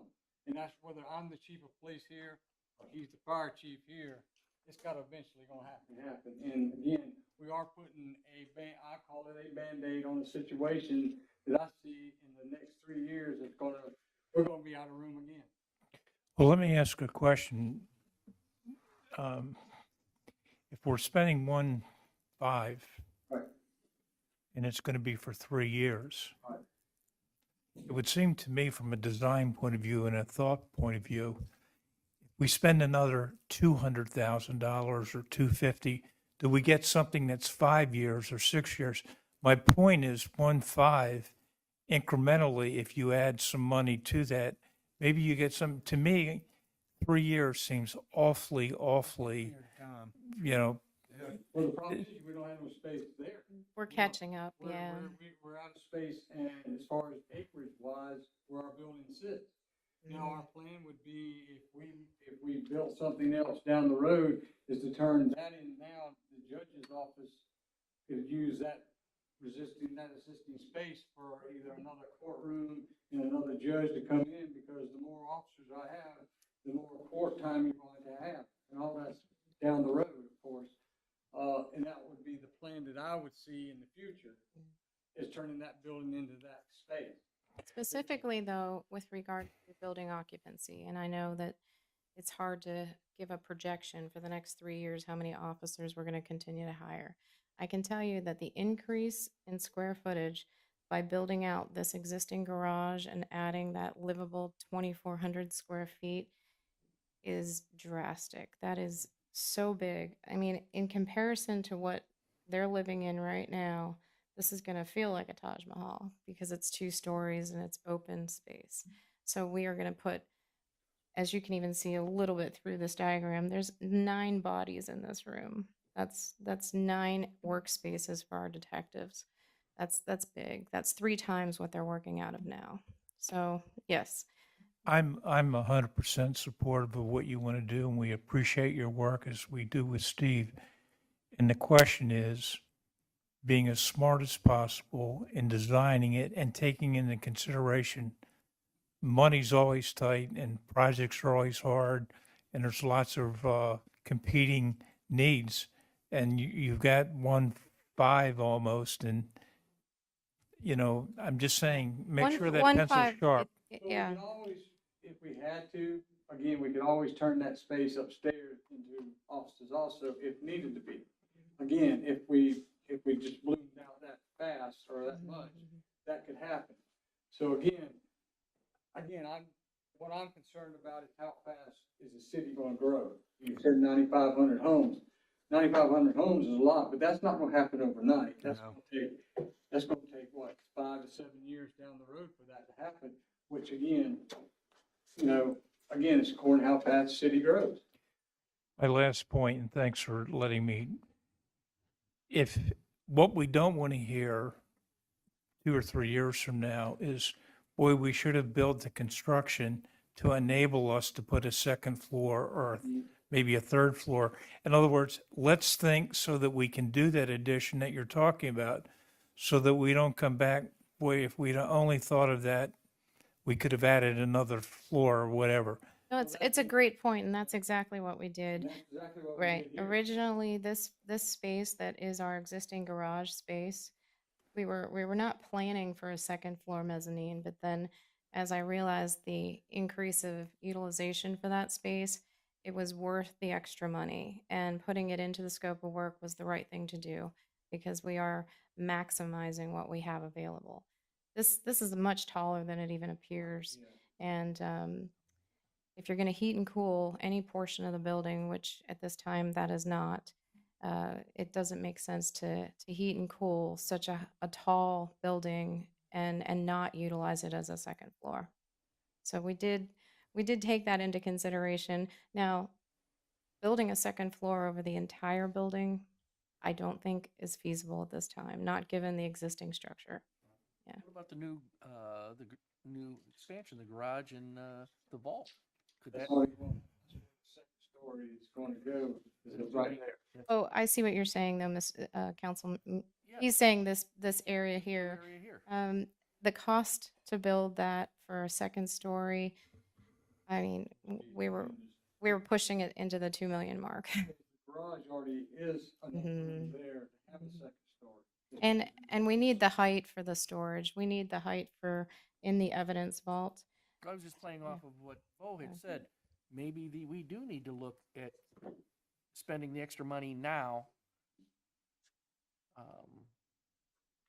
You know, down the road, I appreciate what you're saying. We will need that, but that's down the road and we don't know how finances will be then. The positive thing about this build out is that any department can come into this space and utilize what we're building. This is not specific to the police department. It sounds like a vault wouldn't be something that every department can use, but that vault is going to be built in a way that it can be modified if needed. It's also just a really good use of space. Okay, Mr. White still has the floor, so, Mr. White, do you have any further questions? Thinking out loud with me. Absolutely, yeah. Mr. Carroll? Bo had some good points, and I'm sure you thought about that in the back of your mind anyway, because we've talked about it. How long have we been talking about a vault? I know at least 2 years, not longer. Yes, sir. I remember one particular time we were gonna do it, and then we took it out, and Well, but you know that was the way you work, because you felt it could be better spent somewhere else.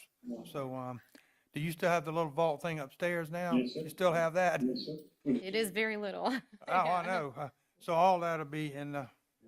Relocated, yep. Well, and like I say, I was there a long time, so I know, you're way past due, so, I think it's a great idea. Jody, you did a good job, but Thank you. Well, in our vault, I will tell you, I went and researched other vaults within the area. The Bluffton Police Department currently has a vault about half the size of what we're building. And their number one recommendation to me was double it, just make it bigger because it's never enough. And given the overflow that I'm seeing in our department, we went big.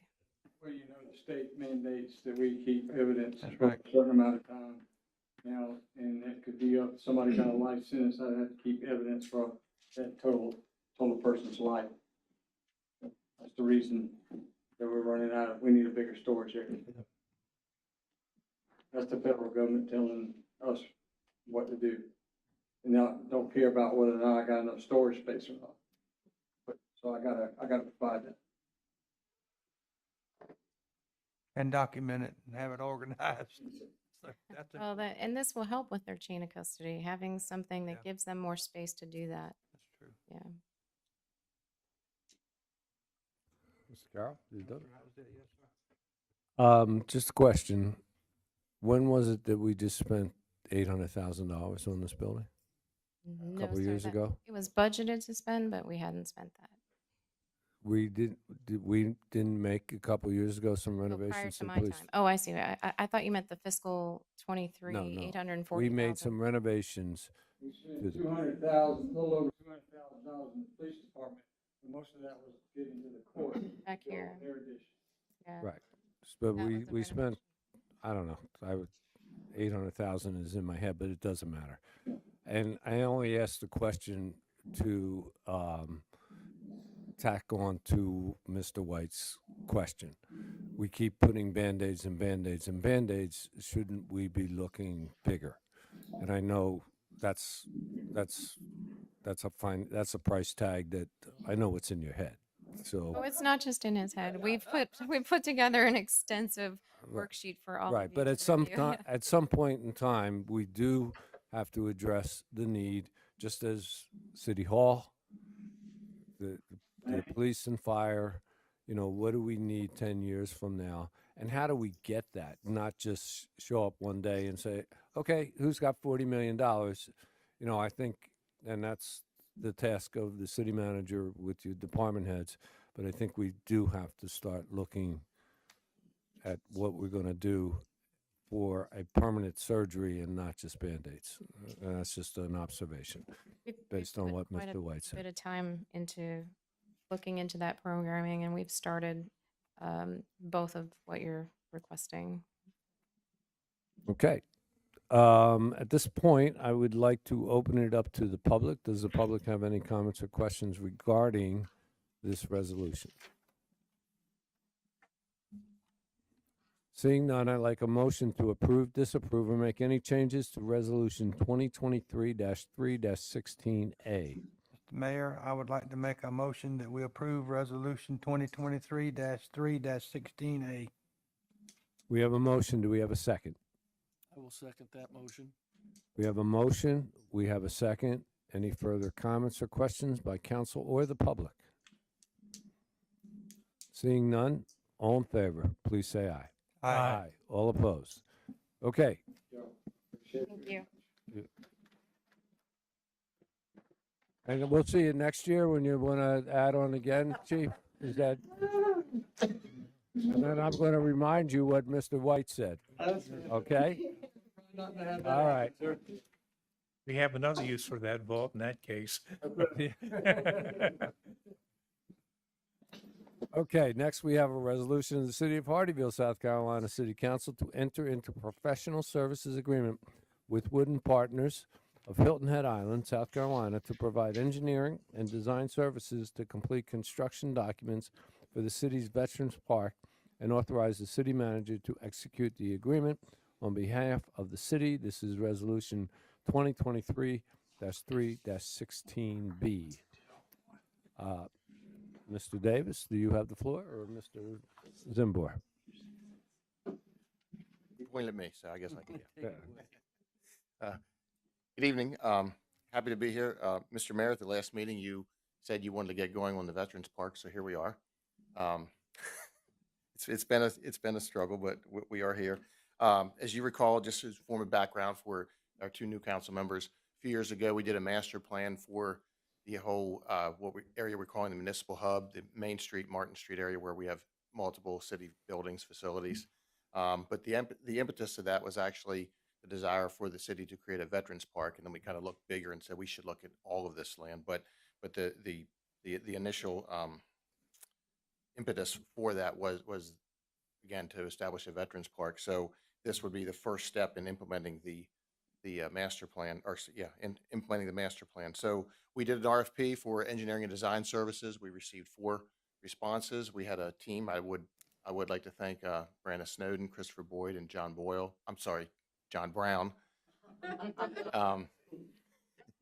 Although John Boyle is also very helpful because he gives us the money, so that's good. But anyway, so we reviewed all 4 proposals. 2 where we kind of stood out to us. So we brought them in and interviewed them individually, and our consensus was to award the contract to Wooden Partners. We were very pleased with the responses. We had a few concerns, and they actually addressed them before we even brought them up to them. So we are very pleased with the approach that they want to take to do this. They did do the master plan, so they kind of had an understanding, but again, we wanted to hear from others as well. But they again came out on top, and as an added bonus, they were also the lowest bidder as well. So, and this is under the budget as well. So I'll take any questions that you might have, but they can start almost immediately, and we anticipate 5 to 6 months to have construction drawings that we could go out to bid with. And obviously in our upcoming budget, we're going to hopefully include some money for construction. Okay, let's start now with Mr. Carroll. Any comments or questions? I don't guess so.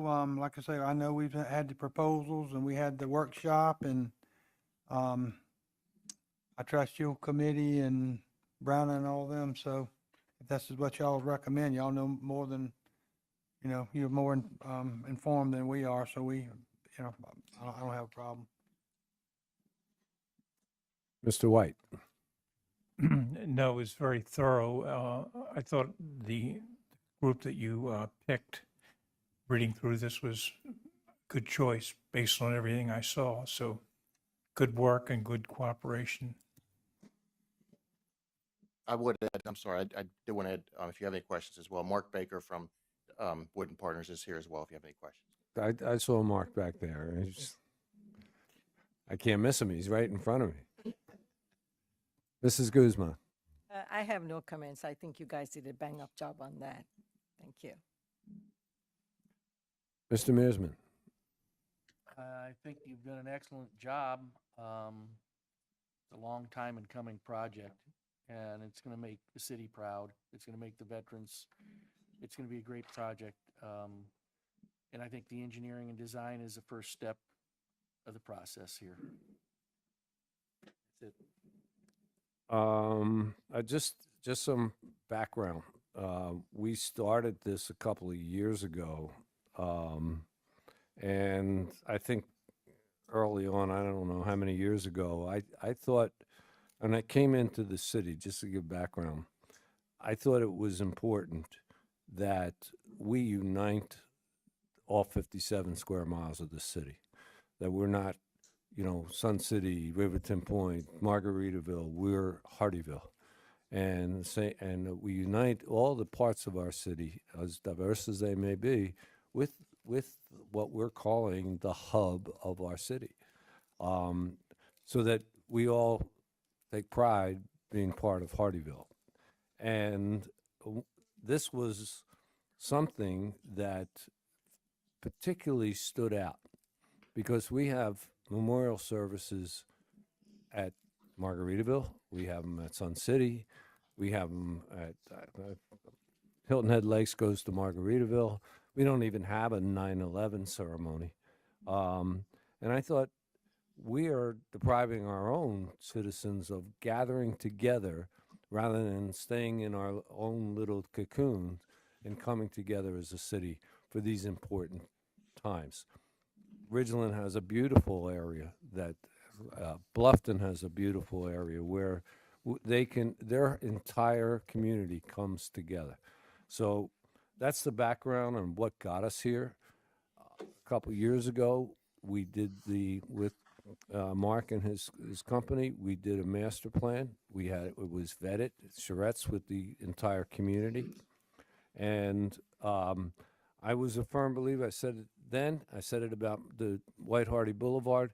To do a plan, spend all the money, whatever we gave to Mark to do these plans, and then put it in a drawer somewhere and not do it, is throwing your money away.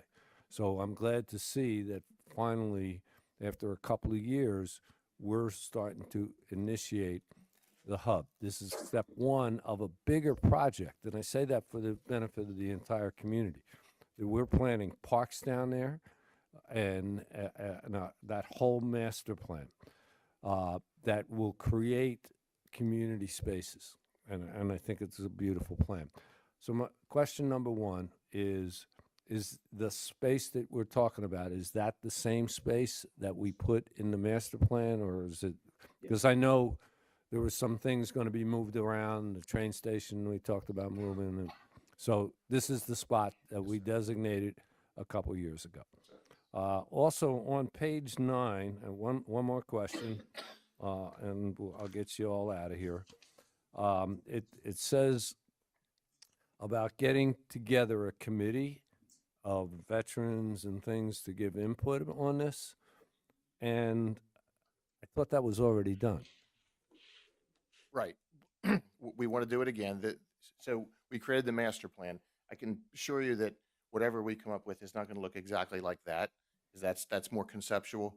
So we want to kind of fine tune it again with the input of veterans and really find out, I think, what, I think they should drive this. We talked internally and with the consultant that, we kind of view this, hopefully, in our view, as not just a memorial and a solemn place, right, where you use, Veterans Day, Memorial Day, perhaps wreaths across America, but it's also can be an active space, because what better way to celebrate the commitment and service of our veterans than doing what we do as Americans, which is gather together as community. And so we want to make sure that we have that space to do those kinds of things as well, while also maintaining, the proper, respect that our veterans should be afforded. So we just want to kind of work through that with the veterans and come up with the best plan we can. Okay, so my only suggestion to you is I've been approached over the last couple of years by the people who were part of that committee and saying, well, hey, we did this work, and it's so please reach out to the people from that original committee and invite them to be part of this new committee as well. That's my suggestion. But thank you. Do we have any comments from the public? It's now open for public comment. Seeing none, I'd like a motion to approve, disapprove, or make any changes to Resolution 2023-3-16B.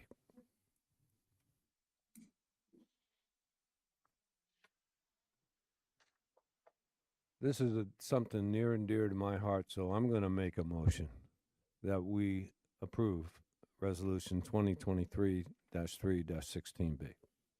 Second. We have a motion. We have a second. Any further comments or questions by council or the public?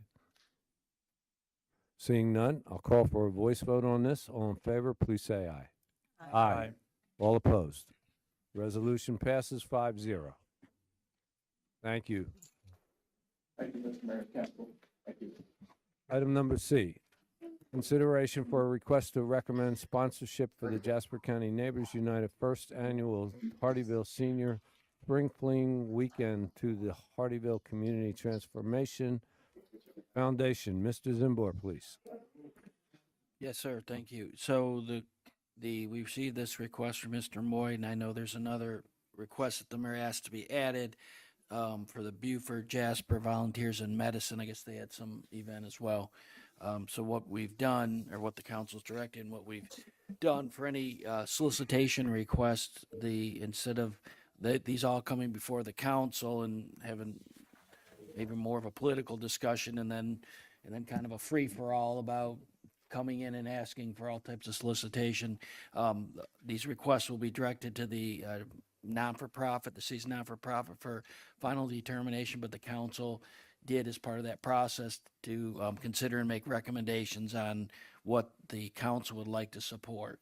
So we're asking the council's feedback on supporting either of these functions.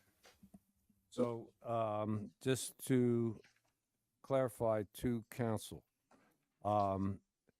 it is not our decision. We set it up, and for our two new members, we set it up that all applications be, for any such function, be sent to the Hardeeville Community Transformation Foundation.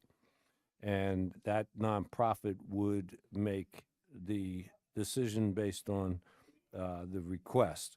So what we're being asked for tonight, or actually what I asked for tonight, is some feedback from the council, whether or not we want the Transformation Committee to take up this decision. And we have, I see Mr. Moyd is here, so any council member, if you want to ask Mr. Moyd any questions, please feel free to do so. Let's start with Mr. Mearsman. Mr. Moyd, could you give a brief explanation of what your Spring Fling weekend would entail? Yes, just to give you a little brief history. Last year, Jasper County Neighbors United adopted the seniors, and we had a barbecue, a full-fledged barbecue. We paid for everything, and we celebrated over there with them. They enjoyed it so much that they asked to do it again this year. And I said, well, JCN can't do it by itself. And they said, well, they wanted to have it more than one day. They wanted to do 2 days. They wanted to have a cookout and a big old bowl. So we started working on it, getting sponsors. We put it together on Friday from 10 to 4. We are having a fish fry, shrimp fry, and a barbecue right here at the Senior Center. The meals are $25 each. And on Saturday night, we having a live band with the DJ. We taking pictures, catered meal, red carpet affair at the Hardeeville Rec Center from 4 p.m. to 9 p.m. Well, these are senior citizens. Hardeeville The seniors at Hardeeville, 28 of them have a desire to attend the ball. We are raising money as much as we can because we don't want any seniors to pay anything to attend this two-day event. I mean, this is the first year. Maybe next year we can start working a little bit more earlier and get more money and funding in. But I'm asking for a sponsorship. We have a captain of the fleet, which position has already been taken. That's the highest award. Jasper County Council awarded us $3,500, so they are our captain of the fleet, and we are looking for 4 flagships. This is, although they gave us $3,500 and they're the captain of the fleet, this is called the Hardeeville Senior Spring Fling. It's going to be held in Hardeeville. So everything is going to generate in revenue. I mean, all the revenue is going to be coming into the city. So that's why we are asking you all to help us sponsor this event. We have raised over a third of the money already. Our budget is right under $15,000, and we have raised almost $6,000. So we are looking for another $9,000 to make this thing work. We have a live band out of Beaufort. I don't know if you all familiar with Gwen Yvette and friends. She's a native of Beaufort, and she's a recording artist. She'll be singing and serenading the seniors. They'll have a sit-down meal. It's no buffet. They'll be served when they come in. They'll walk the red carpet, take their picture, get their name called, go and sit, and we'll have a program. And Mr. Mayor, we have you on that program for acknowledgement. If you can, it's on the 6th of May. I thought I brought a copy of the program. Fifth and sixth vote, right? May the 6th. I'll get it to you. I'll get it to you. But that's when it's going to be, May the 6th at the Hardeeville Rec Center. And the seniors are looking forward to it. And on Friday, we're going to play games over here all day with the seniors. And we also going to talk about Living Trust, and the Center for Heirs Preservation in Charleston is coming, and they're going to be talking about wills and doing final preparations for seniors, any question they may have. And we have other vendors that are coming to set up and talk to seniors about seniors affair. So you're going to do that part of it, the wills and all of that. Obviously, it's going to be done on what day? That's the day before the ball, the day we have the barbecue. That's the Friday. That's Okay. May the 5th when they come in. So And that if would you would like be- to be there too, you could too. Is that the 5th or The 5th, the May the 5th, from 10 Okay. to 4.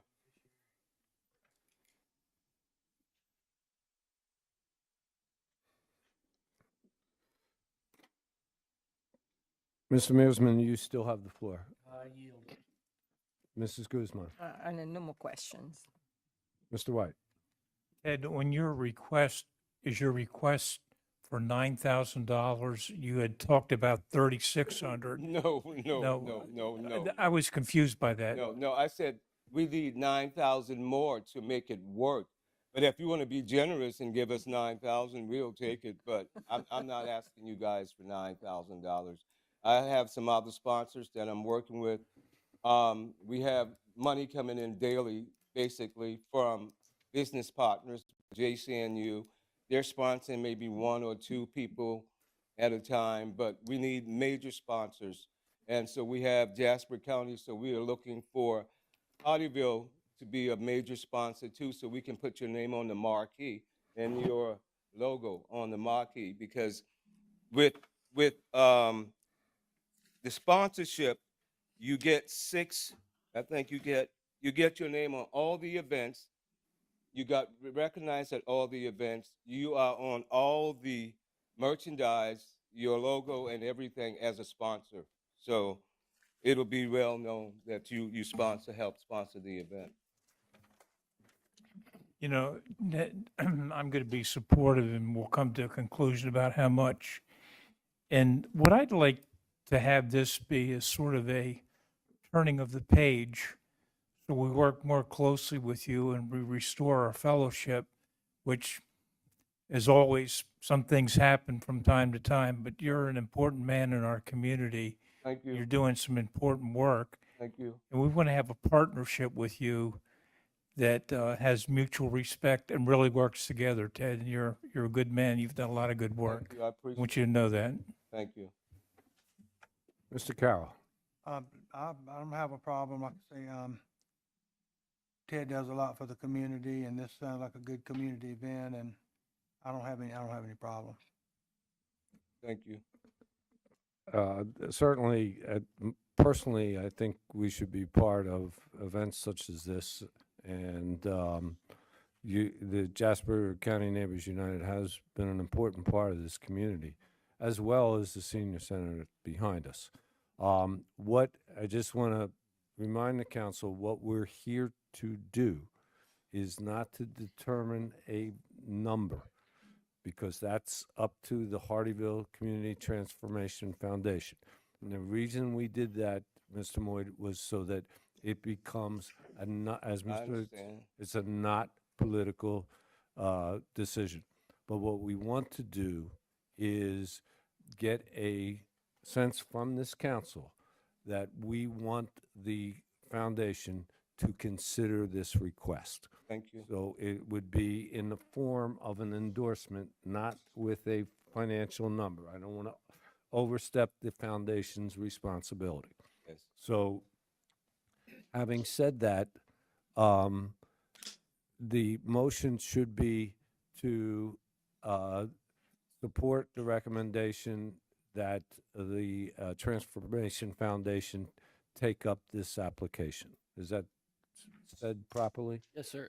But do you want to, again, Mr. Mayor, just, and I'm not trying to confuse the issue, but the Beaufort Jasper Volunteers in Medicine, you Should want, we do that together or I separate? would think if you want, Okay. if you'd want to do that, that would be totally in order. Okay, so the Volunteers in Medicine, which has a office, I've sent emails that I forwarded emails from them. They have this fundraising affair, and Hardeeville residents do go to either the Bluffton Okatee office or to the Ridgeland office. So it does, those clinics do service the residents of Hardeeville. So the request would be, again, sending it to the foundation. They, their tickets are $125 or $150 a person, or the $1,000, and that gets 2 tickets. So what the foundation could award is sending all 10 of us, or us and our spouses, or only 2 of us represent and be a $1,000 sponsor. Again, I'm not asking you to make that decision. I'm just asking the council to give a recommendation to the foundation. An endorsement. An endorsement, yes. So let's unless somebody wants to, objects to one or the other, let's have a motion, whether to send this to the both these items to the Transformation Foundation. Could I have a motion, please? I'll make the motion that we send both of these items to the Transformation Committee. Mr. Moyd, so I think you understand the process. Whatever the application is, Mr. Zimbor, would you contact the VIM people and let them know the process of application and the deadlines and everything else, okay? Would you please? Okay. And Thank good you so luck. much. Good luck. And would you send myself and the council the dates and Well, times that you all- want us I to mean, appear? You all gonna get a VIP table too. The county and the city gets a VIP table after the event. So Okay. I just need to know once everything is processed, or if it isn't, still fine, but you're still gonna be invited. All right, just send us the times and the dates so that we put it in I'll our send the calendar. program to you also. Great. Thank you, sir. Thank you, Mr. Moyd. Thank you for your patience. Excuse me. Okay, Mr. Zimboy, your manager's report. Yes, sir. 5 quick things. We did have a great meeting recently with Simone Friedman. I think some of us recall that is she represents EJF. They gave us initially $350,000 to start our workforce training program. So she came here from New York. We had a meet and greet, gave her all the statistics, and we're very hopeful that they're going to continue to support our workforce training program. We also are meeting with Beaufort County and Jasper County and asking for their county organizations to support our workforce training program. So we're going to be soliciting funds, and we're hopefully optimistic that we can get funding for those programs. We do have a meeting set with DOT folks and Beaufort County folks on the North Oakity apartment project, so that will be coming back to the council for the April 6th, so we should have some solid recommendations. I will be soliciting the council for a budget workshop just to see. We'll give you the update on where we're at with fiscal year 24 budget. So we'll over the next 2 weeks we'll get together and give you some information and solicit feedback. March 28th, Fire Station 84 uncoupling ceremony. We have this. I think all the council got a copy of it. That'll be 11:30. It's for Fire Station 84. The public is invited, and we look forward to, we'll say, baptizing or christening that building. So moving forward with that. And then other great news, we did start finally after several years, the communication tower construction started on Monday. So we're very thrilled about that, and hopefully within a couple months we'll have adequate communication for our first responders, our emergency service personnel in the southern part of the city. That's all I have, Mr. Mayor. Thank you very much. Okay, let's go in reverse alphabetical order and start with Mr. White this evening. Nothing to report other than coming to meetings and doing some things in my community, so I don't have anything else to add. Mr. Mearsman. I have nothing at this time, Mr. Mayor. Mrs. Guzman. Nothing at this time, sir. Mr. Carroll. No, sir, nothing. Just regular community things and answering some few complaints. That's it. Oh, wow, I'm going to feel guilty saying stuff. Well, I'll try to get you home. Everybody was hungry tonight. Yeah, I know. I know. First of all, I'd like to thank Mr. Zimbler and Neil Parsons for preparing a great presentation at First Friday. I'd also like to let everybody know the Low Country Orphan Relief Fund, which a couple of months ago approached me, and I put in touch with Dr. Anderson of the school district. And last week, they opened in Hardeeville Elementary and Ridgeland Elementary what's known as a just-in-case closet. They delivered $3,000 worth of clothing to the two schools. And what they're used for, if a student has a problem, they need to change of clothes, or there's some other problem where they need to change the clothes, it's right there for them. And it's a great program, and I want to thank Miss Lynn Young of the Low Country Orphan Relief Fund for doing that. I attended today, I know Mr. Mearsman was there. The Coastal Carolina Hospital had this unbelievable robotics thing that they showed us. That was great. And lastly, this morning, I went to Ridgeland Academy of Excellence, and the Mrs. V, because I'm not going to try to say her last name, was awarded by Miss Ellen Weaver, the newly installed state superintendent of schools, came down to Jasper County, and Mrs. V was a big surprise. I didn't even know myself when I went there. Was named one of the 5 finalists for State Teacher of the Year and awarded a $10,000 check for achieving that goal. So now she will go on to compete against the 5 finalists for the State Teacher of the Year. So congratulations to Mrs. V, but more importantly, or not more importantly, but congratulations to the Jasper County School District on that performance. Good job. Good job. And it never happened before. This is the first time in Jasper County. First time Jasper County ever Yes. achieved finalist status That's for right. the State Teacher of the Year award. So That's saying congratulations something. to Mrs. V. All right, I'm done. Yeah. Oh boy, I was quick. Oh, yeah. So then give me a motion then. We have a motion to adjourn. Nobody wants to go? I make a motion that we go home. We have a second, a motion and a second. All in favor, please say aye. Go get something to eat.